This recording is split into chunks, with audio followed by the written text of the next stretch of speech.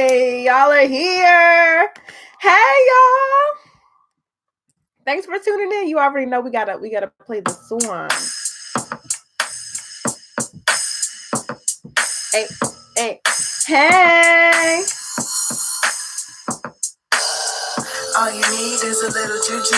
Hey, all you need is a little juju. All you need is a little juju. Hey, all you need is. All you need is. Hey, y'all. All you need is a little juju. Can y'all hear me All you okay? need is a little juju, a little juju, a little juju.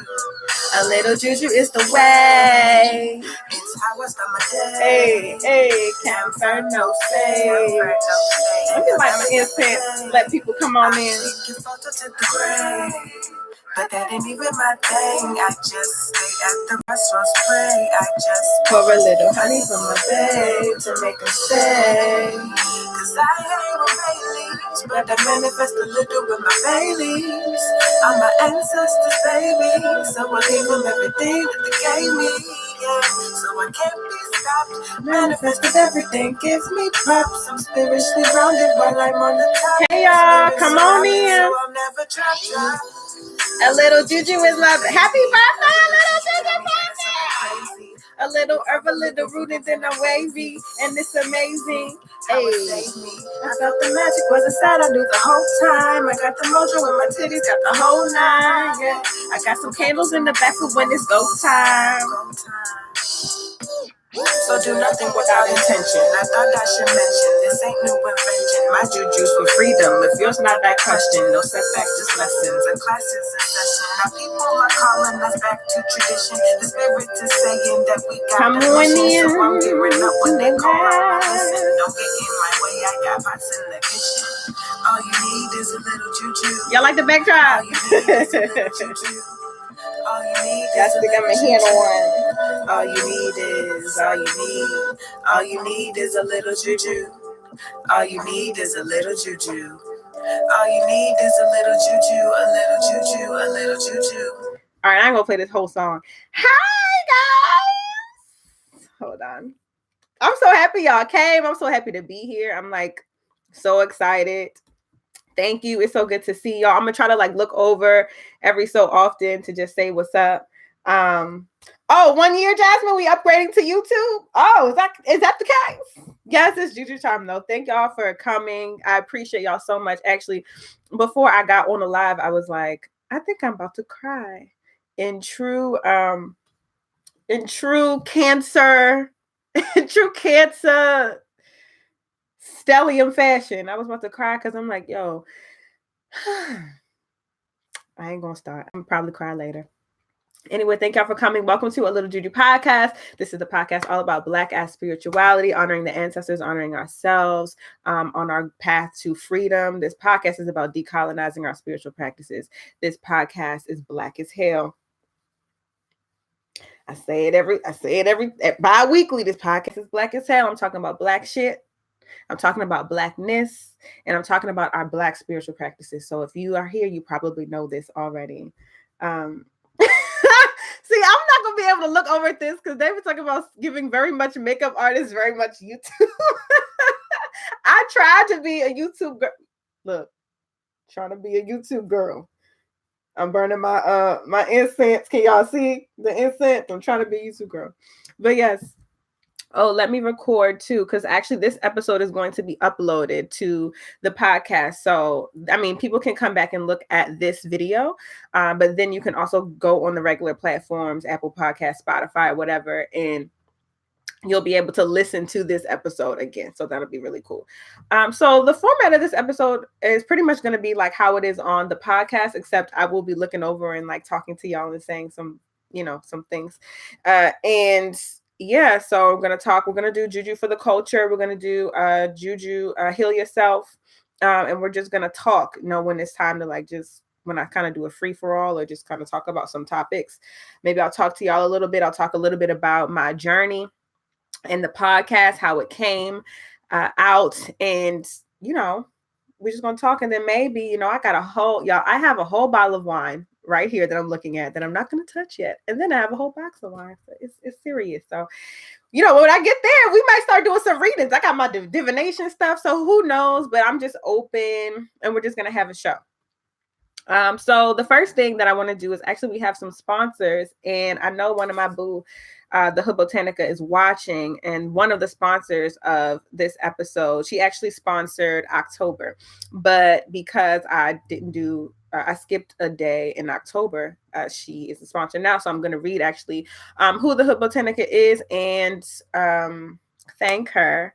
And then also just plug her work for a minute. So the Hood Botanica is a platform where we have products, courses, and hold live stream discussions dedicated to discussing spirituality from an Afrocentric perspective.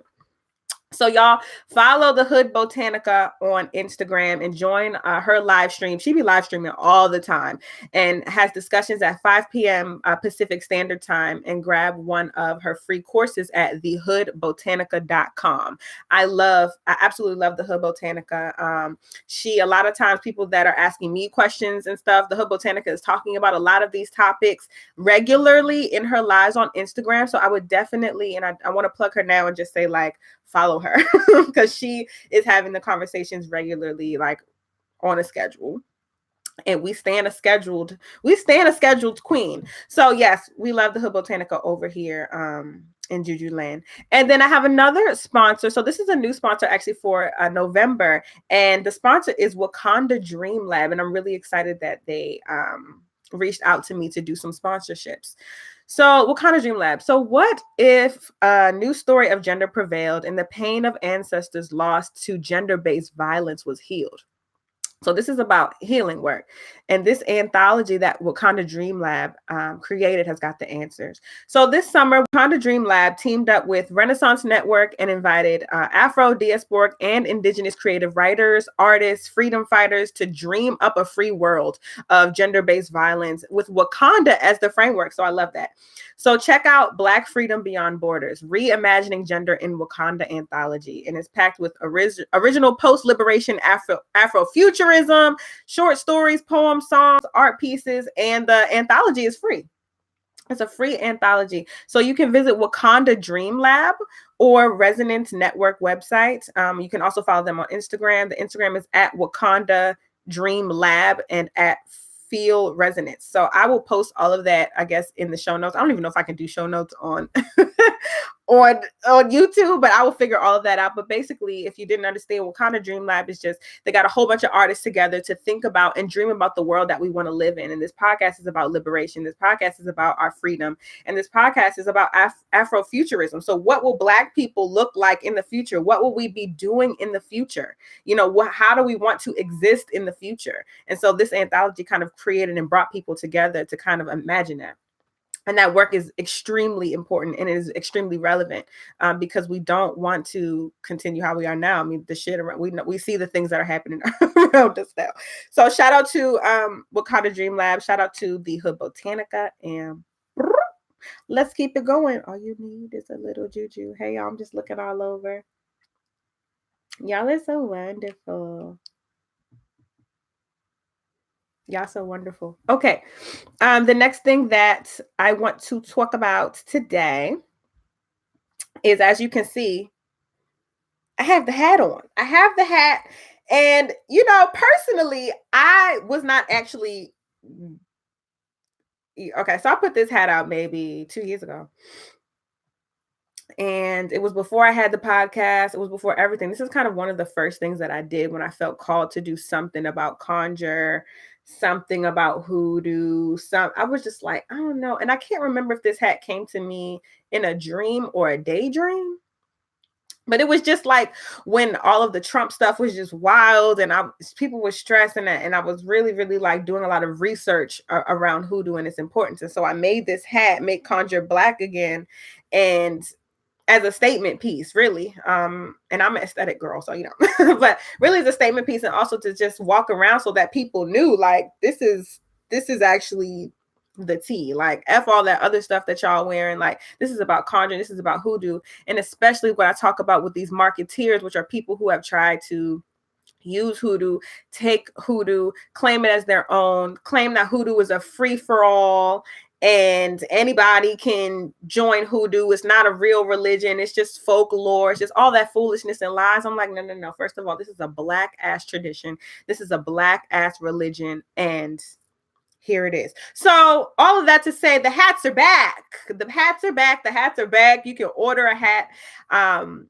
itsjujubay.com. Now, the thing about it is, I'm not keeping these hats up for a long time. You can order from today until December 1st. So today until December 1st, you can order a Make Conjure Black Again hat. I also have a white one. Let me grab it because I meant to bring it over here. So here's the white hat. They're going to be in white, red, and black. So, and with the code Happy B-Day, because I'm bringing it back for the Juju birthday, with the code Happy B-Day, you can get 10% off. So Make Conjure Black Again, the back, Juju Bay, Make Conjure Black Again, black, red, white. You can find it on the website. So it's back. So many people were like, please bring the hats back. And I was like, no. Then I'm like, okay. My ancestor was like, girl, if you don't bring them damn hats back, just do it for a little bit. So that's my announcement. Remember, the code is Happy B-Day. Happy B-Day, Happy B-Day for 10% off. Red, black, and white. Make Conjure Black Again. Make your statement. We out here, y'all. People got to know. People got to know. Like, this ain't a game. Y'all think it's, no. This is black. This is black shit. And I want that to be a part of I want us to also have like a look and an aesthetic and a statement. And so hoodoo is about a statement. So we're going to be out here gang, and like, Make Conjure Black Again. What's that? So that is that announcement. So that was my little surprise for y'all, since people been begging for these hats. Let me just check the comments. Hey y'all. Hey. David, I don't know about the Hoodoo Matters shirts. I have a few left. You can see if your size is left. I do still sell Hoodoo Matters, but it's not that many. So you can see. Yes, black as fuck religion, period. Oh, all my wonderful bays are here. I thought about creating shirts sometimes, but I don't know. But yeah, we're going to be out here mobbing. All right. So let's transition into heal yourself. Let me look at my notes because I'm a notes girl. Okay. So this is a question that I get a lot. And if you don't know, Heal Yourself. Heal Yourself is the part of the show where I talk about Juju related tips and tricks to help us heal.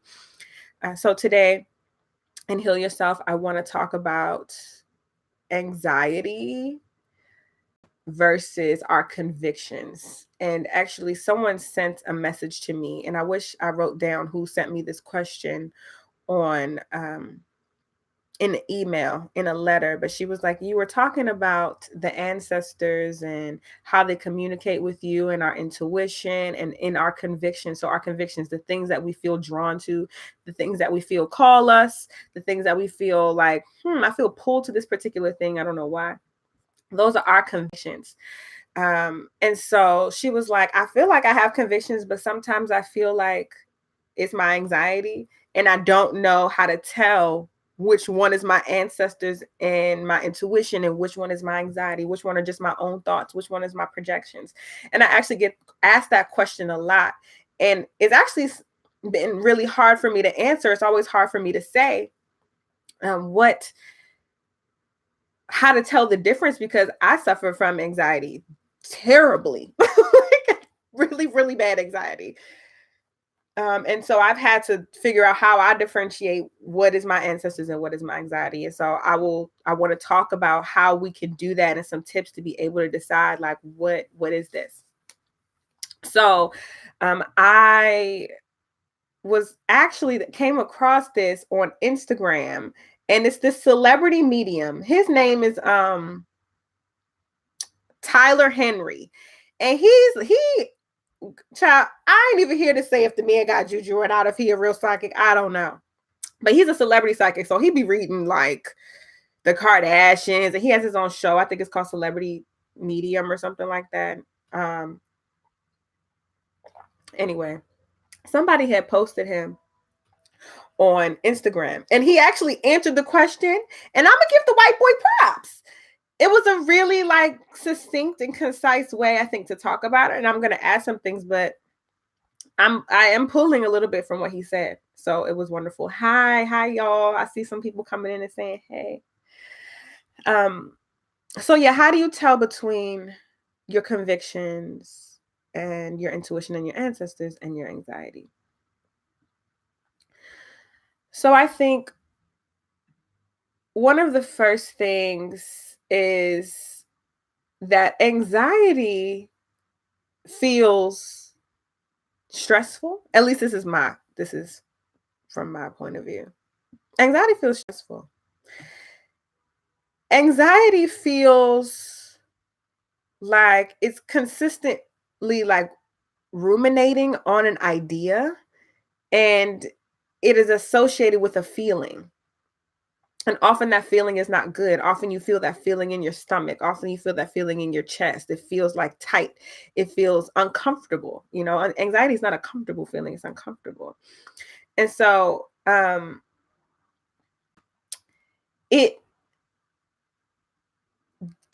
uncomfort isn't going to come from your intuition. That uncomfort isn't going to come from your ancestors.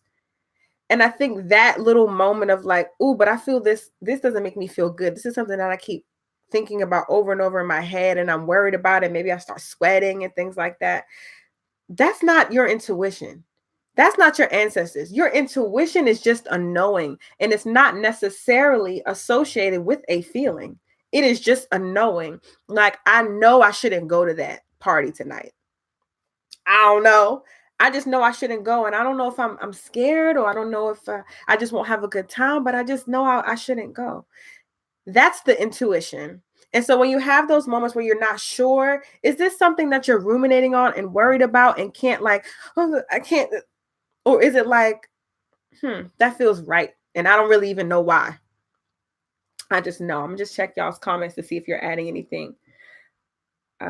Yeah, so Zorniel talking about ancestors, intuition is a knowing. Exactly. Right. So Sade, thank you for that. Sade is saying in the comments, the only way I can tell the difference is that when the answer comes from my ancestors, it makes me feel calm in a state of peace, like my shoulders unhunch. The breath is easier. The heart rate slows down.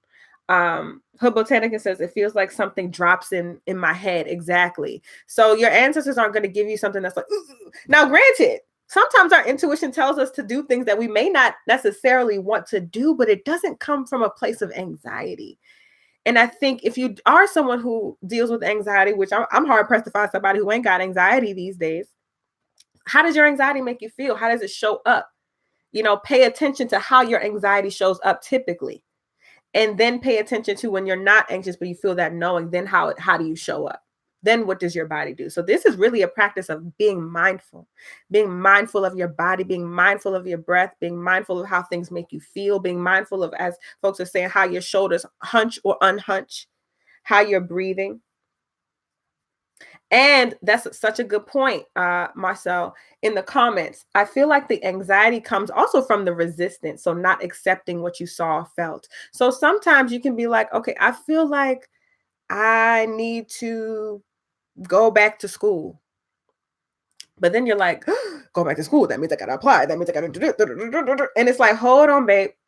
Let's just go back to the knowing. You feel like you should go back to school. Everything else can be dealt with. Everything else can be worked through. Everything else, you bring in your family, your tribe, your people, you talk through it. You journal in front of your altars, y'all. Journal in front of your altars. I'm telling you, you be getting spirit messages. And I don't lost my train of thought. Oh yeah, and then you done did too much. Going back to the thought of, I feel like I need to leave this program, and let that be what you know, and then you deal with the rest later. And again, I think I've talked about this on the show before. A wonderful way to help deal with anxiety outside of, general therapy, going to therapy, talking about it. If you need to be on medication, I used to be on meds, like Western pills, girl. I was on pills because I needed it. I was severely depressed and anxious. So I was on medication. But outside of those methods, take you a white bath. You don't know how many times in readings that I give people, they just need a white bath. That is, I feel like everybody who comes to me for a reading needs a white bath. If you've had a reading with me and you didn't get a white bath, you was lucky. Not lucky, but it's very rare. It happens, but it's very rare that you're not going to get a white bath. So how to do a white bath? I'll say this is a white bath is something that I like to do after I take my regular shower or bath. So after you clean yourself physically, then you're going to want to get a bowl. In it, you will add cool water.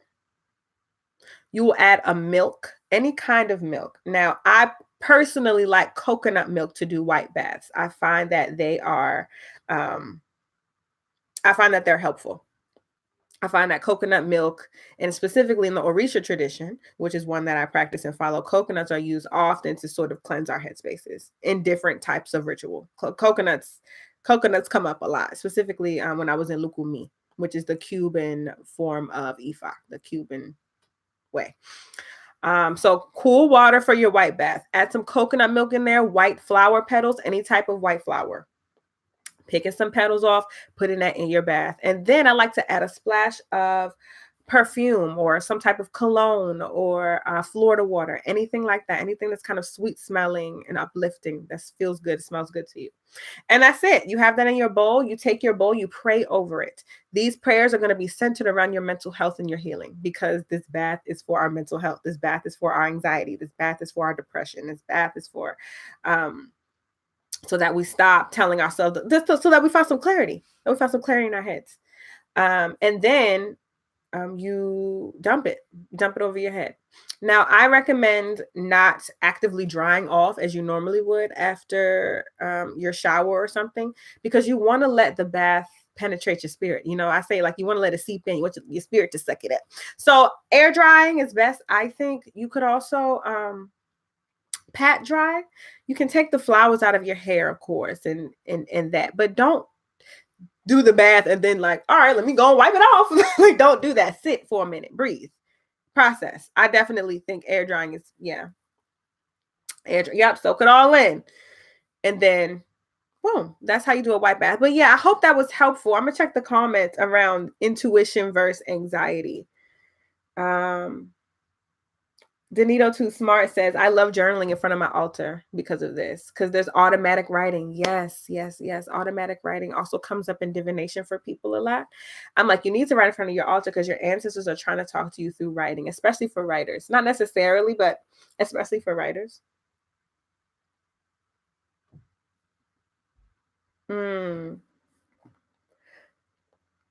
That's why my ancestors had me drinking coconut milk. I feel like if you've seen a lot of coconuts or things like that, you should probably go and do a white bath if you've been seeing signs.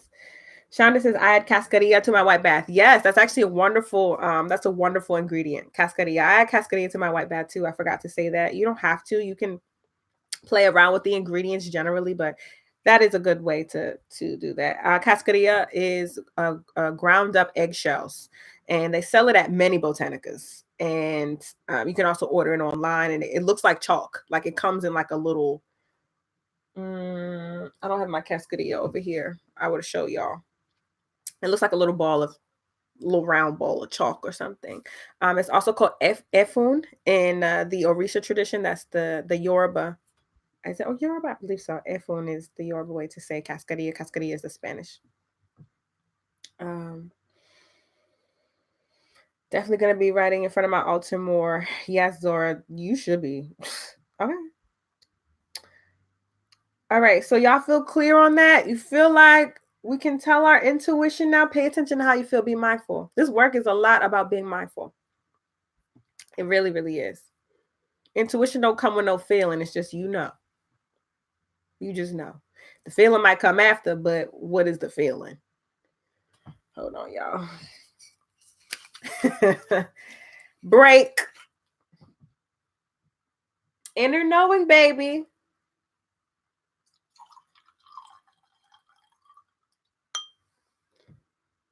Lilisha, I always see your name and I don't know if I'm pronouncing it right. Is it Lay? Layleash? You sure? Oh, I'm drinking Cabernet. This local venue in Maryland. It's called Bordy. Cheers! Laylee, okay, cool. Y'all got y'all juice. Come on, vodka. Shawty, I'm drinking vodka. I just need a little sip in my throat. All right. So that is their heal yourself. Y'all asking questions. Save your questions for the end because I'll answer some questions for you. It's hard for me to look back and forth now, but if you have questions, I'll leave some time towards the end to answer. Y'all are over here drinking, honey. And we love to see it. Okay, let's go into Juju for the culture. So, whew. Now, I don't know if y'all have seen it, and I'm going to say I haven't seen it all. But there has been a lot of mess going on in these spiritual streets. And for my newbies, y'all need to know that because, and not newbies, we need to remember that there's always a mess going on in these streets. There are people out here who are beefing. There are people out here who are hexing each other. There are people out here who are really doing a lot. And it's a lot going on. And I don't even know everything that's going on, but I keep seeing people talk about things going on. Like I keep seeing like, oh, did you see that? Oh, did you see that? Oh, spiritual Twitter's going off. Oh, spiritual Instagram's going off. Oh, it's this.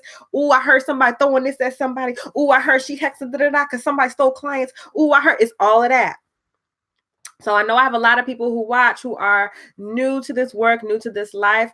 First of all, I want to implore you all to you follow who you follow, you listen to who you listen to, you trust who you trust, but please, you cannot trust everybody.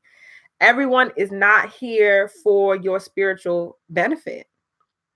This work, you have to understand, and I think y'all know, spiritual work is lucrative. Lucrative. I don't know if anyone has ever like done the spirituality is worth $1 billion. Like the hair industry is like $1 billion industry. I feel like if the spiritual stuff is not $1 billion industry, it's gonna be because a lot of us are in the moments, and right now we're reclaiming our ancestors. I think are calling a lot of us at the same time. And so when our ancestors are calling a lot of us to this work, to ancestral work, to ATRs, to whatever kind of spiritual practices that you have, that means that a lot of people are going to be involved in it and capitalize off that. And it's not wrong to capitalize off of it because it's work.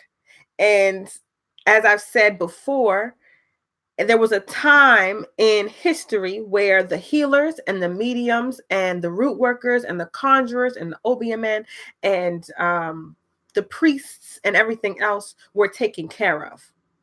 What I mean by their community, what I mean by that, they have foods, they were given rides to places, they were given they didn't have to pay for nothing. They were given money. They were given offerings. They didn't have to worry about any of that because those people dedicated their lives to serving the community. So the community served them back. And if we are saying that we want to decolonize our spiritual practices, at least that's what I'm saying.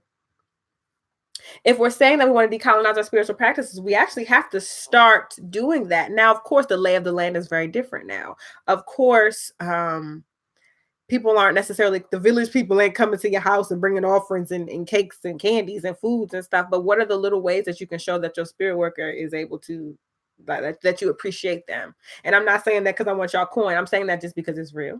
And it's not towards me. I'm talking about whoever you may practice from, whoever your godparent may be, whoever, whatever. But anyway, my point around that is, so spiritual workers got to eat is what I'm saying. We have to eat, we have to charge for things. We have to, charge for our readings, and it might seem like it's a lot. And we have to charge for our products. And you might be like, but you just giving me a candle with some herbs in it. Why is it so and so dollars? Because you can't tell people how much to charge for their ashe. Our ashe, our power, our gifts, it costs. A lot of times my spirit won't work. If I don't, like, if I do readings in person, which I don't do often. So, but like if I do a festival, which I don't do often, but if I did, people have to pay me up front because my spirit's not going to talk. My spirit's not going to talk if I don't get the money first. And then my spirit's like, okay, you're paid. All right. Boom, boom, boom, boom, boom, boom, boom. So don't see, I'm living in Baltimore City. Y'all hear the sirens. Let me drink to make sure everything is okay.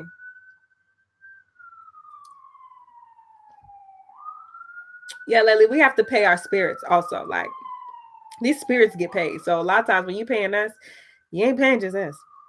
So anyway, I'm saying that to say it's a lot of mess going on in these streets. It's a lot of this person doing that, this person doing that. And really, I try to stay out of that because it's really none of my business, first of all. And that's not where I want to expend my energy. I want to expend my energy with people who are committed to hoodoo, who are committed to ATRs and wanting to learn. That's where I'm using my energy. But I want to implore y'all to do your research. Do your research before you call anybody an elder to you, before you say anyone is your godparent, before you say that you buy workings from particular people. Do your research. What do your ancestors say? Following your intuition. Now we know we're able to decide who our intuition is and what's our anxiety. Use that to be able to decide, how do I feel about this person? I see this person always arguing with somebody. That's cool. Maybe you're trying to get more into your left hand work, your shadow work, your whatever. So maybe you need to boss up a little bit. So maybe you do want to learn a little bit from this person around how to boss up. But is that somebody that you want to call an elder to you? Is that someone that you consider an elder? Like, you should not be looking towards anyone. Someone said this on my Facebook today, and I can't remember who it was, or I would like say her name, but she brought up a really good point. And it was that, oh, someone bought a hat. 2 people bought a hat. Thank you. You should not call anyone a spiritual teacher or elder to you or godparent if they do not walk in the way that you want to walk. You know what I mean? So you should see their life, be like, okay, this person feels like they're living a solid, grounded life, and I'm looking for a solid, grounded life. So I'm going to study or listen to or research or do whatever with that particular person, because that person is something that I would either aspire to being, or they pull something out of me that's unique to me that makes me feel good. When you see people always involved in some mess, it's no shade. Sometimes we love a little mess. At least I do. I love tea. I get it. I'll be looking at stuff, whatever. But is that someone that you want to call an elder or a godparent? I don't know. You need to ask yourself that, and you need to always check in with your ancestors first. Always. Zora said, read them reviews also. Read people's reviews. How are their clients? How are their clients' lives? How are their relationships, with people around them? What are they talking about? Are they talking about things that are uplifting? Because I had a client in a divination the other day tell me that she paid someone $600 to get a root off of her that was never there. First of all, because we found out in divination, that root was never there. She paid someone $600 to get a root off of her. And even after she paid the $600 to this random woman, well, she wasn't random. I think she's like some spiritual person, I think she was a YouTube personality, and I don't know who it was. She didn't say. The woman didn't even send her all of the supplies that she needed. So even if she did have the root on her, she didn't even get all of the stuff that she needed to be able to get the root off of her. Granted, the root was never on her, so she was okay. But it was like, baby, $600? Like that. That's a lot of coin. And so we have to do, because people will. A lot of us who go for readings and a lot of us who are reaching out to people for spiritual work are generally in desperate moments. And I typically don't like to read people when they're in desperate moments, which is why I actually like sometimes that I be booked out because people will book a session with me and they're like, oh my God, I'm in the midst of a crisis. But like you actually, based on my schedule, probably won't be able to talk to me until at least 3 weeks, 4 weeks. So then once I get to talk to you 3 or 4 weeks later, you're like, I'm actually not in the crisis. I actually was able to deal with what was going on. And now I have some questions because I'm in a clear head. But people who like just maybe their schedules aren't built like mine or whatever, people will see that you are desperate. And then people take from that. They see, they feel the desperation. They feel you really want to be in a relationship. You need some type of attraction oil. You need some type of attraction stuff. So, baby, I can give it to you tomorrow. I can give you, if you just send me $400, we can work it out now. And this isn't to say that that work isn't powerful. Some people's work might be $400, but you're going to get that partner that you want. That's not to say that everyone who's charging expensive is a fraud, because that's not true, because Ashe is a lot.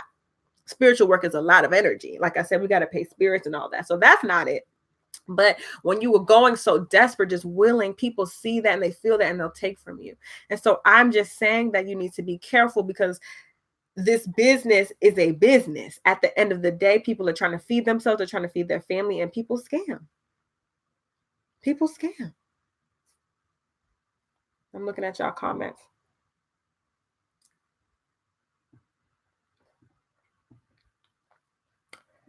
I also, now this was an interesting point. I posted on Instagram the other day and I said, and I tweeted too. I was like, for me personally, I'm not buying no juju work from anybody who I haven't seen evidence of that juju working. So for me, if I wanted a money oil from someone, I want to buy my money oil from someone that has money. Like me personally, because I'm going to bring in some nuance in a little bit. But to start, I am not buying no money oil from someone who ain't got no money. Call it what you want. I think that's not what I'm doing, because I think it's important to see, like I said, evidencia. We need to see the evidence. You're selling money oil. How, are you able to keep $1? What's your bank looking like? What's your place looking like? What's your clients looking like? You making come to me oils? Do you got niggas? Did you have niggas? Are you able to get niggas? You know what I mean? I want to see receipts. Exactly. Saying I want to see receipts. Now, to complicate it a little bit, I saw a very interesting post from an elder, and who was basically like, it's not necessarily about what you see for a person, because some people who are spiritual, they got really strong juju. They could be living in a shack. They could be living in a hut or some type of small space. They're not living in no grand mansion. Does that mean that their juju doesn't work? Because they're not. And some people choose to live in, some people have choice poverty. Some people aren't allowed, literally by their spirits or whatever, allowed to sort of get a whole bunch of money.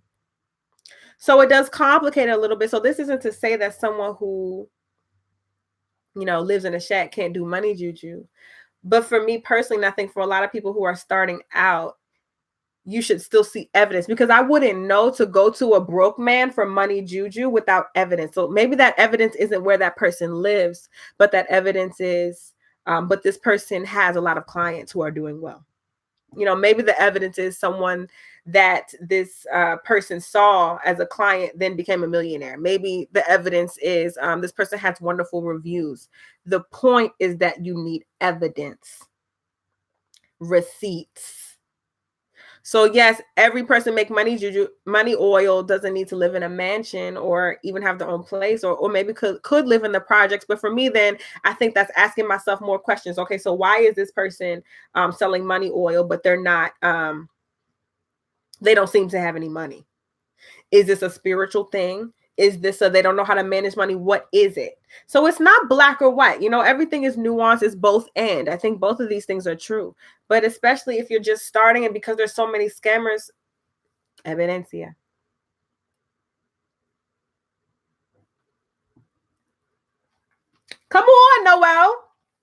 Show me the witch facts.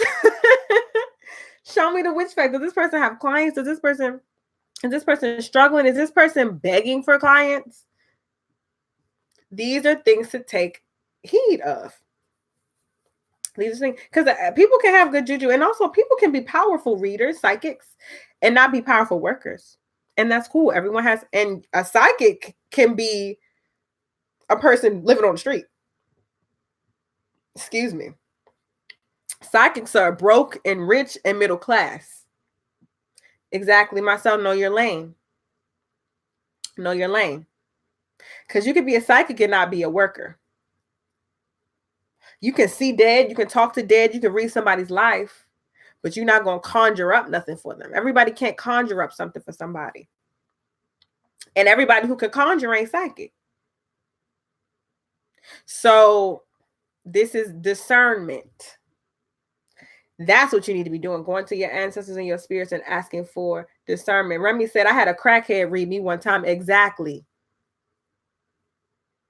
A lot of times, this is my personal opinion, a lot of times people who actually are addicted to different kinds of drugs are often trying to escape actually having a lot of spiritual power and not knowing what to do with it, because we live in a society that doesn't support that kind of work, you know. No Babalaos in the DMs. Yes, that is an episode where I talked to Alafia about that. No Babalaos in the DMs. People should not be, I get this question a lot too. Babalaos should not be soliciting clients. It is against moral code. And that is what a Iani Fa, a priestess of Oshun as well, has said and said on my podcast. So I am saying it. Babalaos should not be soliciting clients. They should not be saying, Olokun told me to tell you no in your DMs. No. Anyone doing that is no. And that's a flag. These are things to be careful of. These are things to look at. Look at how people are carrying themselves, and not in a way of like, oh, this person's shaking their ass. You know what I mean? Like, not in a way that's, you know, I don't care what people do with they. I be shaking my ass. I be cursing. You know, it's not about that, but do you look like you can actually offer what you say? Is my point. And I hope that's making sense. I'm looking at y'all's comments. Shonda said, yep, I found most conjurers aren't clairvoyant, audient, cognizant, or sentient. That's real. It's interesting. A lot of the conjurers I know are hella psychic, but I would say that it's a lot of people traditionally who aren't necessarily psychic, but they can work a root, baby. They can work a root, baby. They can make something out of nothing. But they might not be able to see no dead, but they know. They're most likely probably claircognizant, because they know what to put together and how many days to pray and what prayers to say. And it worked. They can work a route. But how can we, Tarinda said, how can we find the reviews people don't post their bad reviews or failures? Right, that's true. If someone doesn't have reviews, it's more so like, do you know anyone who has went to this person? Have you heard anything, whether it's word of mouth, not necessarily a post, but just checking in. Zora, I was just about to say, checking in with your ancestors is the first thing. Asking, what does your intuition tell you about this individual? Does it feel legit? Does it feel like someone you want to give some money to? I think if you're paying more than, let me not put a number on it, but I think if you're paying more money than you have for spiritual work, you need to make sure that you're checking in, because you're taking a risk every time. Now, some people's workings are going to be over $100. That's fine. This stuff costs money. But if you're paying over $100, in my opinion, anything that I'm paying over $100 for, I'm gonna be like, all right, let me make sure, let me see that let me divine order something, because I'm not, look. Okay.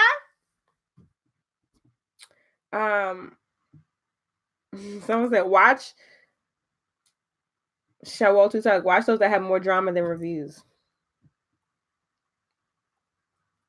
And listen, let me say this. Some people are very gifted and messy.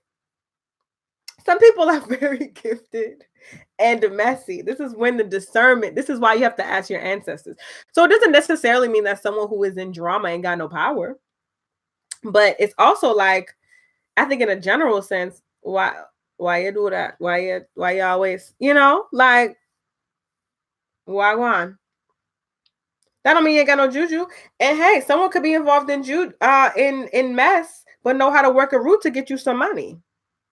But you might not go to them if you want to clear your life up, okay? Because that person's messy. But if that person has a lot of money and it's messy, well, maybe you want to go to them to work a money route. You know what I mean? Discernment. Go to them about what you feel, what you want. A lot of people come to me, particularly for healing work.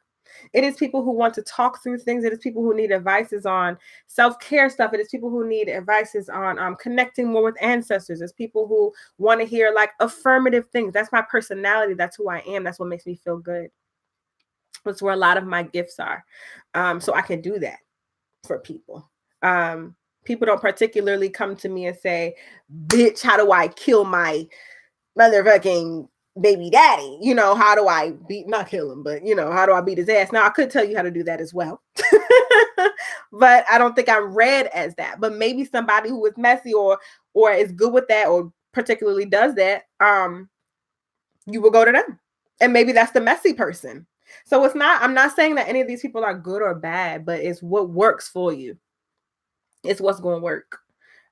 Yes, the Hungry Pals is water sign stuff. I'm fully a water sign. I'd be crying in my divinations. I'd be like, your ancestors just showed me how amazing you are and the trauma that you felt. And baby, you got you. Like, that's me. That's me. I'm a Cancer. I'm a triple Cancer. I have a lot of love to give. So I tend to read people who are looking for some type of love in that way, an affirmation in that way. And for someone to be direct and upfront and clear, but with love. That's me. That's me. So looking at you all, I'm gagging. Do I get a lot of earth sign as clients? I don't know. It's so funny. I look at people's birthday and I don't be knowing what sign they are. So I'll be reading people sometimes and I'm like, yeah, like that's because I'm in Aries. And I'm like, oh, I mean, I do know your birthday, but like, I don't know when Aries is. I'm not an astro girl. As much as I want to be. I am like an astrology girl, but not as much as I would want to be.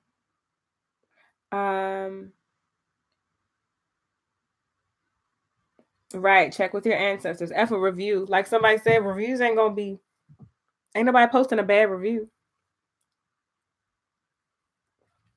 Ask your ancestors. Okay. So that's all I have to say about that. Any other questions about that particular topic? Right, Renderly. Good and evil has no bearing. What is that? It's relative. What is that? I said that on Inner Whole Uprising podcast that I was interviewed on. If you haven't listened to that podcast, I think it was a great interview. Good. It was about like asking about good and bad. And I was like, well, I mean, what's good to you is bad to someone else. What's good to Donald Trump is bad to me, but it's good to him. So I can't speak in good, but I can speak in, like Nagara said on the episode about Paulo, are you in my way? And if you're in my way, then you may be against me or you may be an enemy. Are you in my way? I need to remove you. It's not about if you're good or bad, but you're inhibiting something that I need to do. And so if you're inhibiting something that I need to do, then we have a problem. Ain't about you being good or bad. It's about you being in my way. One man's trash. Exactly. I better preach on here. Thank you, Chill. You're loving my hat. I'm selling them again on itsjujubay.com. If you use the code Happy B Day, you will get 20% off until December 1st. So thank you. Make Contra Black again, period. All right, y'all. So now I just kind of wanted to do a little, I don't know, I guess. Yeah, we're segueing. I wanted to just reflect a little bit because I'm a water sign. I'm a reflecting ass bitch. And talk a little bit about this podcast and encourage you. So I started this podcast November 7th, 2018. So tomorrow is technically her birthday, November 7th, but today's Juju Wednesday, so we had to put the show today. And I started it. I remember being on Instagram and making stories and being like, I feel like I need to start a podcast, y'all, about like the spiritual stuff and my ancestors. Like, I'm doing this work, I'm learning a lot, I'm meeting elders, I'm talking to people, and I feel bad holding it. Like, I don't feel good just knowing this. I feel called to tell people, and I wasn't really a podcaster or anything. I didn't have the equipment. I'm not really a tech kind of person. I was listening to a few podcasts at the time, 2, I think. And I was like, and there were Black women running those podcasts. And I was like, okay,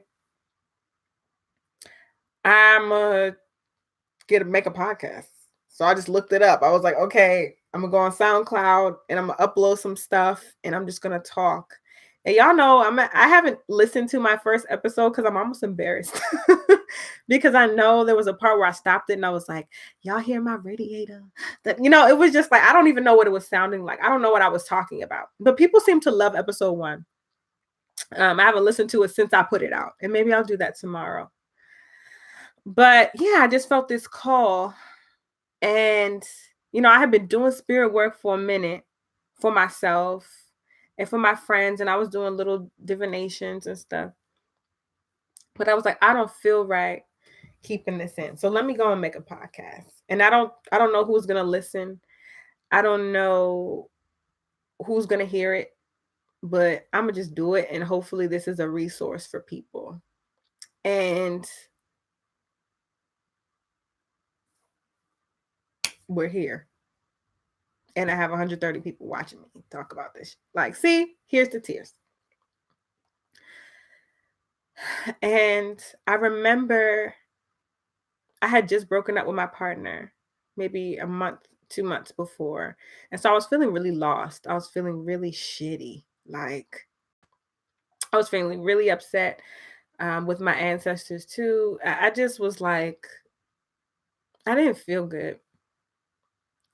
And I lost my partner who was like my everything. And yeah, so then I started this podcast because I just didn't feel right. I need to get some things out. And it turned into a thing. And I'm so grateful to my ancestors because I was working at the time. I was going to work, but I would do the podcast. I was doing it weekly. I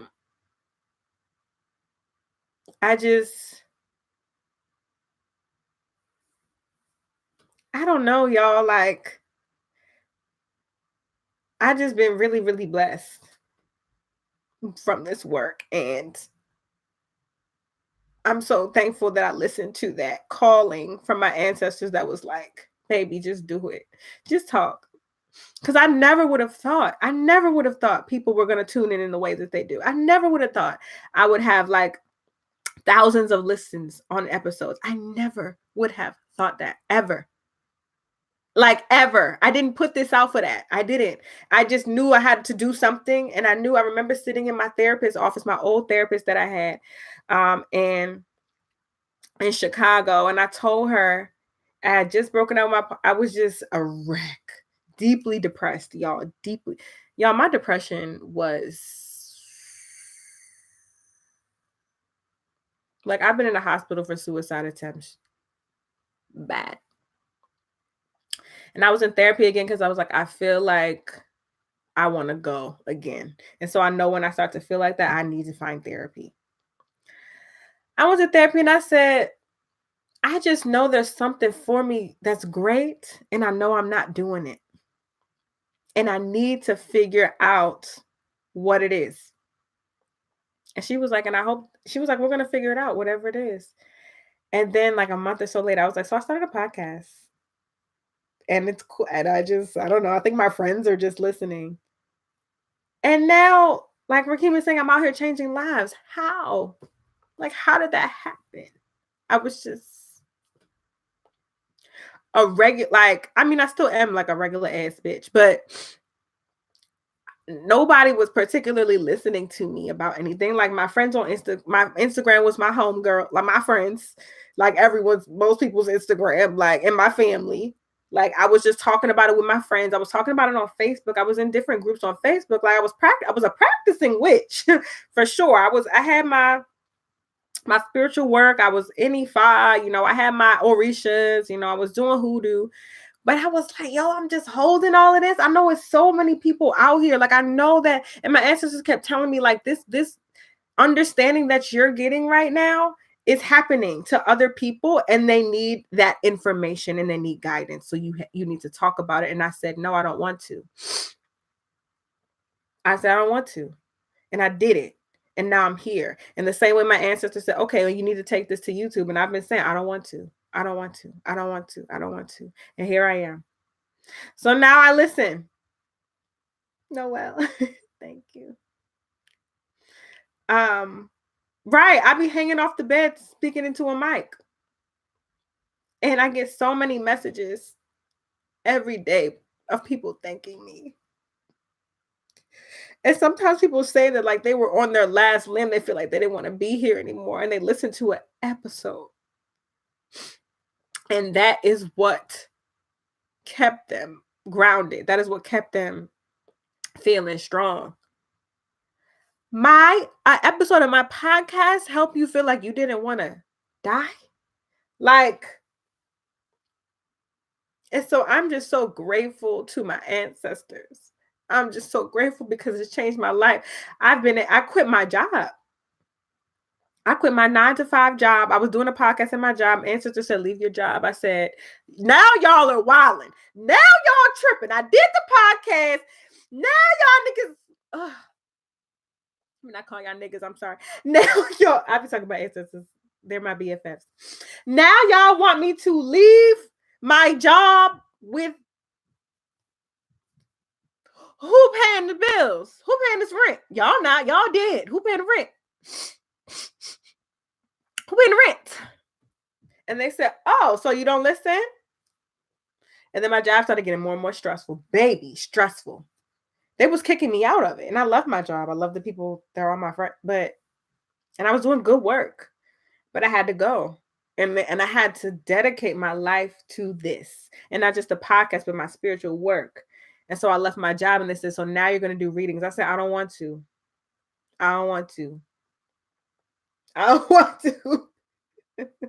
And I went to Trinidad, and in Trinidad, they kept saying so many things about, so you're going to start your readings when you get back from Trinidad. You better enjoy yourself and shake your little behind at Carnival. And when you get back, you're going to do these readings. You're going to open up your schedule. And you bet I did, because I was worried about money. And next thing I know, people be coming to me for readings. They don't just be listening to the podcast. People come to me for readings, y'all. I be shook. I be waking up like shook. Like, what? Y'all, I just bought a house. That was not what I just bought a house. And it's a beautiful house. And I feel good waking up. And I've never slept as good as I have in my house. And I have a community. Like, I have y'all.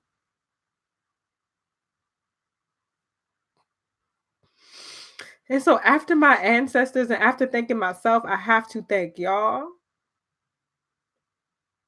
Because otherwise I would be shouting in an abyss. And the love that y'all show me. I'm a Cancer. I'm all about love and receiving love. The love that y'all show me.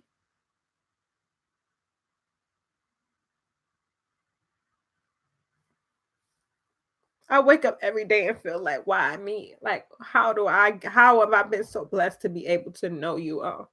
How have I been so blessed to be able to connect with you? How have I been so blessed? And I ain't gonna say this work is easy. It's not. It's hard. Some days I wake up and feel like shit. Sometimes I know that people out here don't like what I'm doing. Sometimes I know that, and I see people cursing me for what I'm doing. But I tell you one thing, I'm not going nowhere. I tell you that. I'll tell you one thing, I have a wonderful community of people. I tell you that. Loyal people, loving people, and not just to me, to their ancestors. And that's why I do this work, because y'all want to connect too. We are learning together. I know people would say I'm an elder, whatever, or whatever. That's cute and fine.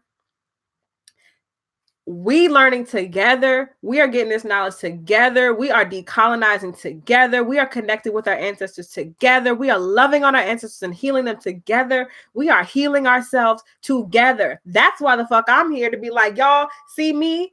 I'm healing too. If y'all knew me when I was a mess, I was a mess. I was a mess. I was a mess. A mess, y'all. Like, I have been in the hospital. I have tried to overdose multiple times.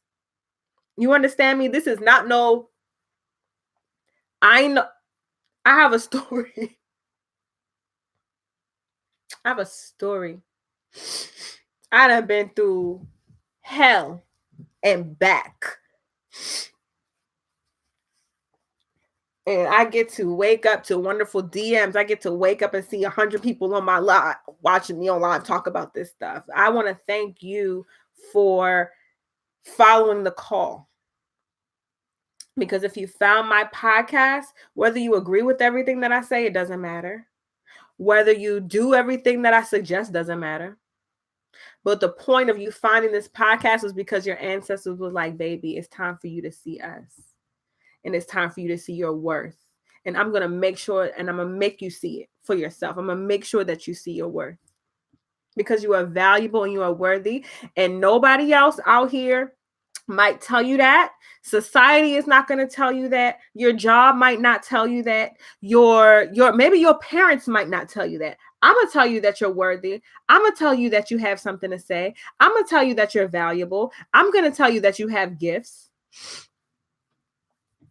Because you do.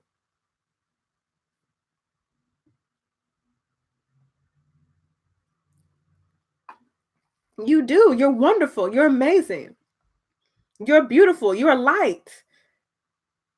You are love. You are powerful. And don't let nobody, and don't let the society and all the messed up stuff going on in this world make you feel like you're not. If you feel called to do something, do it. And it might not be spiritual work. It doesn't have to be. Everybody's not called to be a spirit worker. But you do the best thing that you're supposed to do. In the best way and the only way that you can. That is what I want my work to say to you. I want you to know that you have people that love you. And even when the world doesn't love you, you have people who aren't even human beings who love you. You have people in other dimensions who love you. How powerful is that? And don't you want to know them? Don't you want to know them? Don't you want to feel them? Don't you want to get advices from them? That's what my work is about. It's about you. It's about you. It's about us. It's about community. It's about building each other up. You have elements. You have elements who love you. You have deities who love you. You have deities that don't want to see you enslaved anymore. You have ancestors that want you to go on and be the best that you can be. We have spiritual allies. We have spiritual allies. Did you know the moon loves you? Did you know that the sun wants to see you win? Did you know that the plants have medicine for you? That's what my work is about. So I'm so grateful that if you found me, I want you to take that. That's what I want y'all to take from my work. Not everything that I say you're going to agree with. Not everything. That's fine. But you're going to do you to the best of your ability. That's what the fuck I want you to do. And I want you to know that if ain't nobody tell you that you was the shit, that Juju told you, so you can't walk around keep saying that no more. Woo!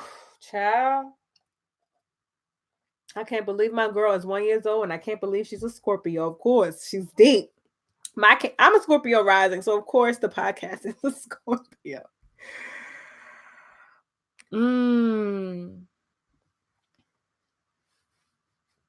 Lately talking about beings who can move mountains for you. Love you. Don't you want that? That allyship. We always talking about allies of this plane. We always talk about doing things of this world. We talking about community. Yeah, of course we should build community with each other. It's very important. Community is not just limited to human. You come from a community that's rooting you on the other side. That's colonialism and racism and anti-blackness and patriarchy has tried to tell you that they are dead and don't matter and don't have a say or a place. But before all of that, you would have been right up with your people, honoring those dead people and honoring the land. That's why so much fucked up shit's going on now, because we don't honor nothing. We don't honor we don't honor the land. We don't honor our ancestors. It's just a mess. Trust now, the people in power honor their ancestors. They're moving surely directly in alignment. People who had colonizer ancestors are still colonizing. They're honoring their ancestors. So it's time we honor ours. All of them. The ones that were loving and the ones that ripped heads off, okay? Period. Y'all are the shit to me. Y'all the shit to me. And we need our people. We need our people. I talk about freedom. I talk about decolonizing liberation. We're not going to be able to do it without them. Our guides, we're not going to be able to do it without them. We're not. It's lost cause. We might as well go home, baby, and pour another glass of bawdy wine. Wake them spirits up. Our spirits been asleep, y'all. They've been asleep. Because they told us to put them away. They told us that they were evil. They told us our people were evil. So it's time to say our people aren't evil. My ancestors are. So honoring the people who I'm a compilation of is evil bullshit. And I'm so happy that that message has been well received. And I'm so happy and grateful to y'all's ancestors for calling you. And I'm grateful that you listened. I'm so grateful that you listened. Your ancestors are so grateful that you listened. They're so happy. They're rejoicing. They're rejoicing. Conjure Chronic said, I just tweeted today, colonizer, stay colonizer. And that's what they're going to do. That's their job. So what's our response? What's our response to that? Okay, y'all. So we hit about an hour. Thank you. I'm not about to go. I'm willing to answer some questions for sure. If y'all have questions about really anything.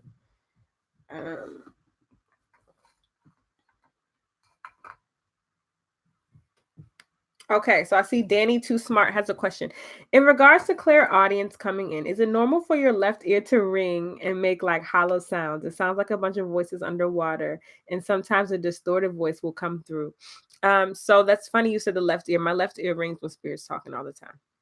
Now it doesn't feel exactly like that, how you're describing it, but my that is exactly what happens to me with my left ear. So that is normal. It's so interesting when y'all ask, is something normal? Of course it's normal. It's normal for you, so it's normal. That's how spirit's talking to you, then that's normal. But yes, boo. Spirit talks to me through my left ear as well.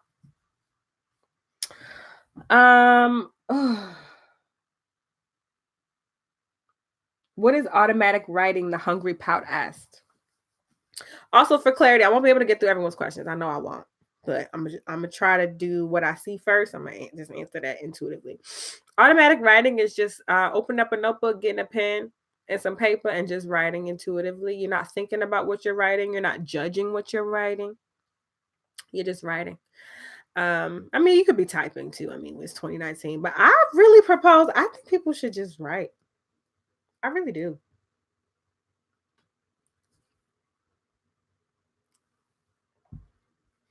Antiquated Lemon said, damn, I really missed a lot. I had to write a paper. This will be up so you can come back. You can watch. You can, that's totally cool. Oh my goodness, everything's moving so fast. Oh my goodness. I was looking at a question and then the comments went so fast I don't even know where it went. Someone said, I deeply hope one day I could pay you to write a book. Oh my goodness. Actually, I do want to write a book one day. No time soon, because right now, but yeah, one day. Pull your glass up, baby Oku. Do you have any specific ways to better, Bria Matthews, to better your spiritual gifts, being a medium? I always say ancestors. Just talk to spirits. Even when you feel weird about it, even if you're out, just talk to spirits. That response that you feel, any kind of intuitive feeling that you feel, any type of energy in your stomach or something like that, that's them. Put out a glass of water and a candle and talk. And do it regularly. When I first started, trust me, I thought I was a fool. I thought I was wild. I thought nothing was happening. I was like, so I have a glass of water and a candle and ain't nothing happening. And I did that for months. And then I was like, oh, now I know my body. Now I know when I feel a tingle in my left ear, that's actually them. Now I know when I feel a flash of something in my head and it goes away real fast, which is so annoying because I'd be like, why y'all show me something so quick? I need to say it to the client and then it went away. That's them. So because consistency. Be Voodoo or Bay Voodoo, questions on Obia, baby. Everybody got questions on Obia. I got questions on Obia. Obia is secrets. You're not gonna find that on the internet. You have to find an Obia person, and that's I don't know no Obia people. It's hush hush. And you know, Obia in Jamaica's illegal. Someone said, do you have an altar for your Ori? What's on it? So first of all, an Ori is something that's practiced in the Yoruba tradition. Your Ori is your higher self, is just a simple way to put it. That's a bit reductive, but it's basically your higher self. The Orisha, which is a deity, more or less. The deity that we all have is our Ori. So before you worry about if you Oshun or Yamaja or Ogun or Shango, you have your Ori. And you should worry about connecting with your Ori. That's your highest self. That's your deep that's your highest self, your connection to the divine. It's not your ancestors, it's you. It's the power that you have. The Orisha that is a part of you. So no, I don't have an Ori altar, though some people in the tradition do have Ori altars. I have an Ori plant. So I have a plant that was fed, that was covered in, it was a whole ceremony. I have an Ori plant. So when I pray to my Ori, I pray to my Ori wherever, but if I'm home, I try to go to my Ori plant and pray.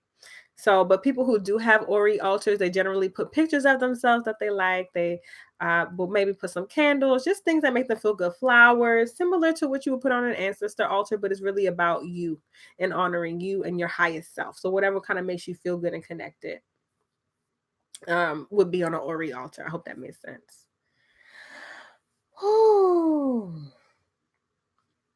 How often should we honor our ancestors? Every day. And by honor, I don't know what you mean. I don't know if you mean specifically bringing offerings, because you don't have to bring offerings every day. Think of your ancestors as if you had never mind. That might not be a good example. But I think my ancestors every day. I talk to them every day, even if I don't sit and do a whole thing and bring food and do all that every day, every morning. I'm like, ancestors, so what's going on? I just talk to them throughout my day. And so all of that is part of honoring them, because I'm honoring them being present here. I'm honoring them existing, and I'm uplifting their names and being grateful. Or sometimes when I look in the mirror, I'd be like, ancestors, y'all did that. Y'all did that. That's honoring them. Y'all did that. Y'all did that. Y'all gave me some beautiful brown skin. Like, y'all did that. Y'all did that. Y'all gave me nice lips. Y'all did that.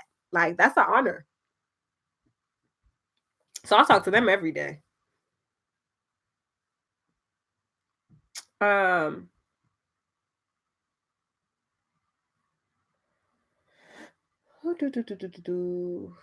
Obia ain't for the public. It sure ain't. So much of our stuff ain't for the public, yeah.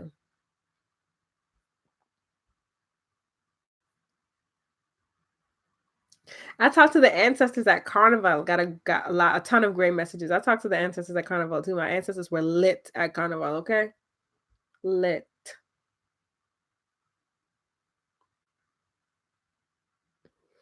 What if both ears are ringing? If both ears are ringing, maybe that's how your spirits are talking to you. It depends.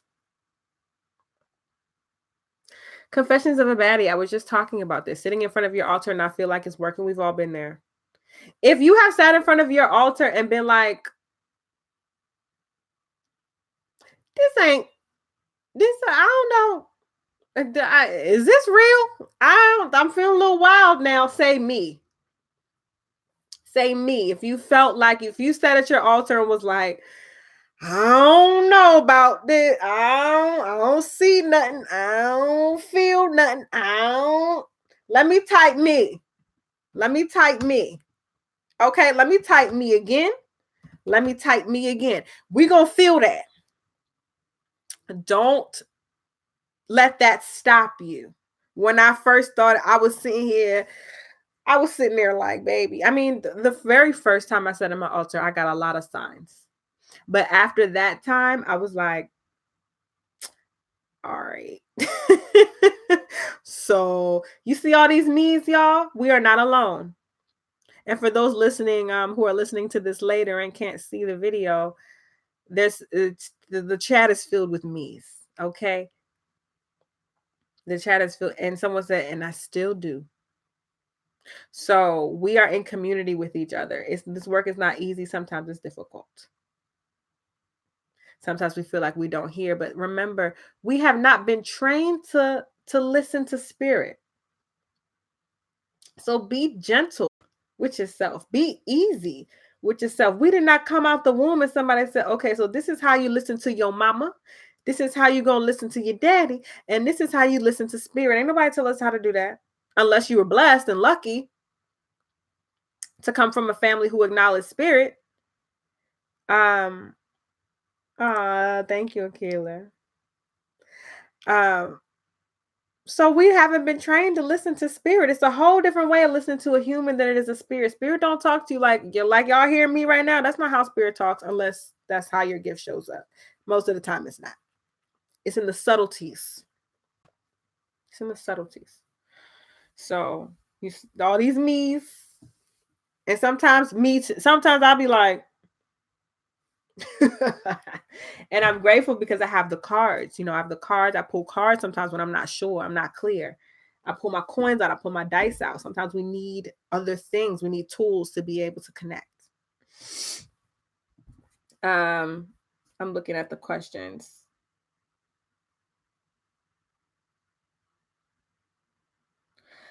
Victoria Salvador said, I remember you said something about a honey spell for hair. Can you talk more about spells for hair and beauty and how to formulate that? I don't remember talking about a honey spell for hair. But a spell for beauty, glamour workings. I mean, honey is great for glamour workings. Good things for glamour workings are rose petals, candles, Damiana, Damiana, lavender, catnip, Catnip. All of those are really good glamour workings. You can make a bath out of those. You can make a jar out of those. Put a picture of yourself. Put them herbs up in there with a carrier oil, almond oil, olive oil, vegetable oil. Pray over yourself with a little candle. All of that is really good. I saw someone ask a question about Kemetic work. So I don't know much about Kemetic spirituality, and I would love to have a Kemetic priest on my podcast. It is definitely an African traditional religion. Absolutely. Absolutely. I remember seeing that question, but it went away. But yes. Marcel has said, what's the best way to get knowledge about dice divination? How different is it from the tarot system? Excuse me. So I really haven't been reading dice that long. Well, I actually can't think of how long it's been. It hasn't been super long. If it's probably maybe 7 months I've been reading the dice. 8 months.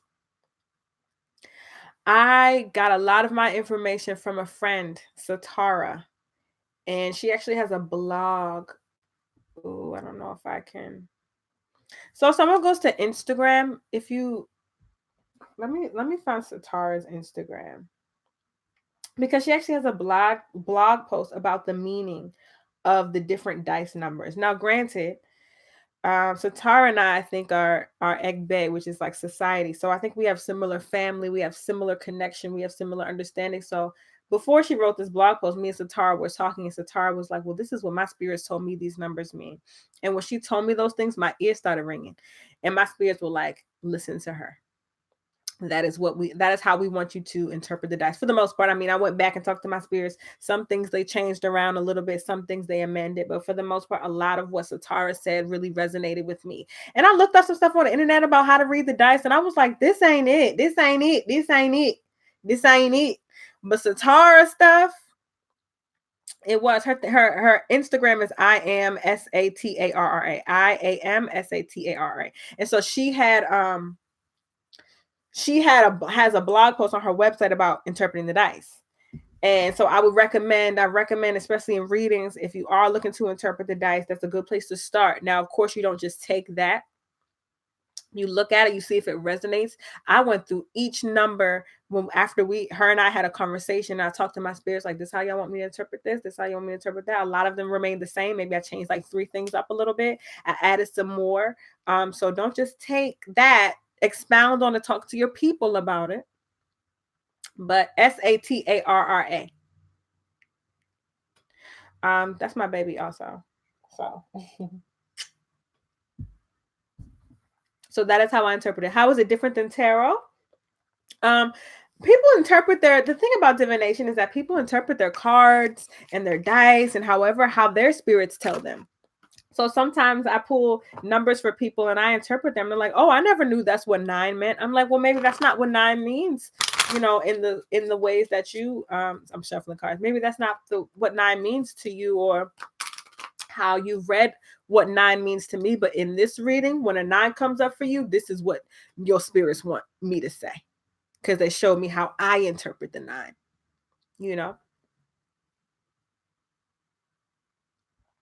Tarisha said, I just set my altar up a few days ago, and each time I've just cried. How should I interpret that, baby? When I first set my altar up, I think I cried every single time. I think I cried every single time, but not even just like, I'm talking about every time.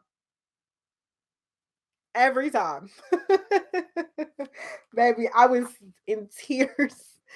It's because you are feeling the emotion, you're feeling spirit, your spirits are there, you're feeling the love, you're feeling the energy. It's a lot. You got to get used to it.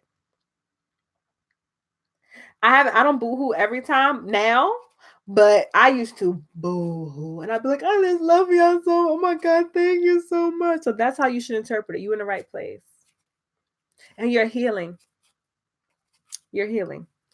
I think actually a lot of your spirits, they haven't actually had a lot of opportunity to be vulnerable. And so, especially when you are in front of your altar, specifically you, that's an opportunity for them to be able to release their pain and trauma.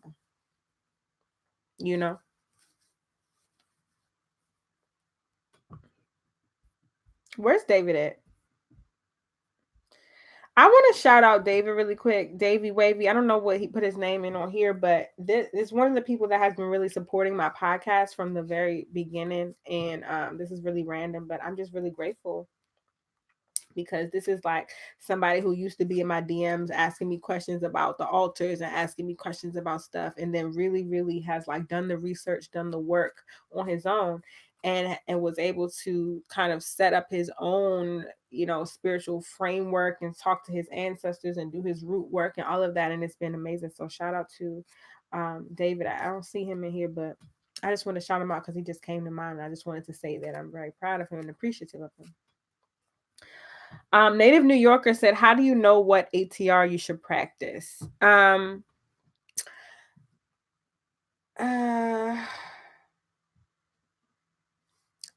Trust your intuition. A lot of people ask me that in divination, and so I'm able to like provide that information. So a diviner could be able to do that if you had a question about a particular religion. But just look for someone who practices the religion, and then see if you feel connected to it. Do your research about it. See how you feel. Um, because there's a lot of different callings. I've been called to, I mean, my ancestors have called me to so many different traditions. And just because a spirit calls you to a tradition doesn't mean you have to initiate into it. Like I've been called to initiate into a few traditions. I also have my own autonomy, so I get to decide what those traditions are.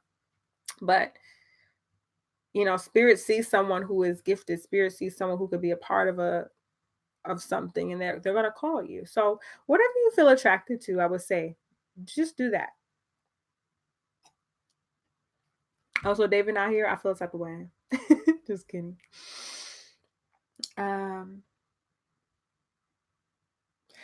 Arnica or Arnica Martin, thank you for asking that question. She said, what about if you feel called to set up an ancestor altar, but you have no clue who your specific ancestors are? Baby, you don't have to know.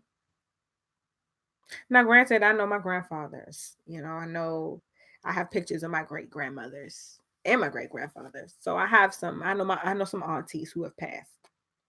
But when you think about it, y'all, it's ancestors who was alive before cameras was invented. You know what I mean? You don't gotta know them. You don't gotta know nobody. There was ancestors alive before people was writing names down. This ancestors whose names was changed. This ancestors who couldn't spell their names. We don't gotta know. That's the technology. We don't have to know about that. You just gotta know that you came from somebody, which we all know. That's enough. And if you keep at it, you'll figure out who they are. You know what I mean? Remy said, what things can we offer our ancestors other than the usual? Food, liquor, tobacco, etc. Well, what's the etc.? I mean, you can offer them prayers. That's an offering.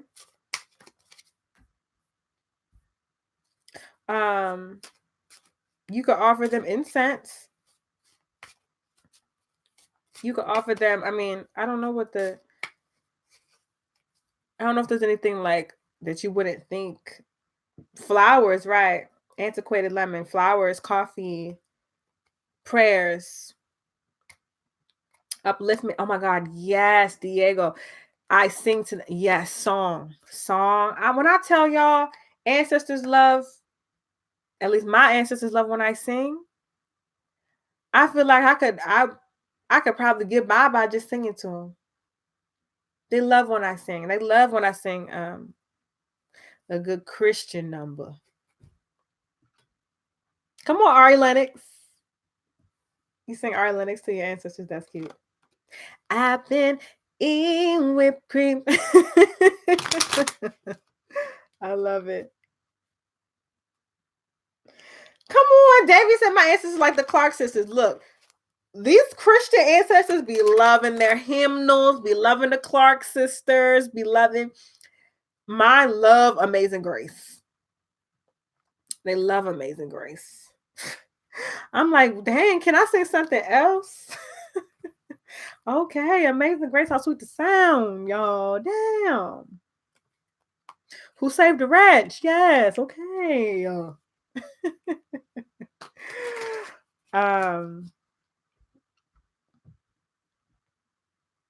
Flowers and rum. Someone just said that's good. Shonda said that.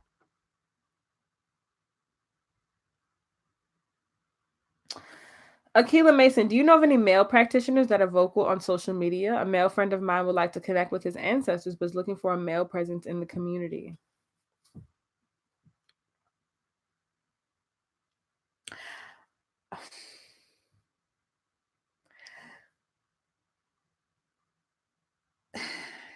I find that not a lot of men are in this work. I mean, typically, if we think about it, who be in the church? Women.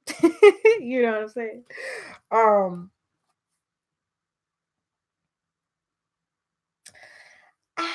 None that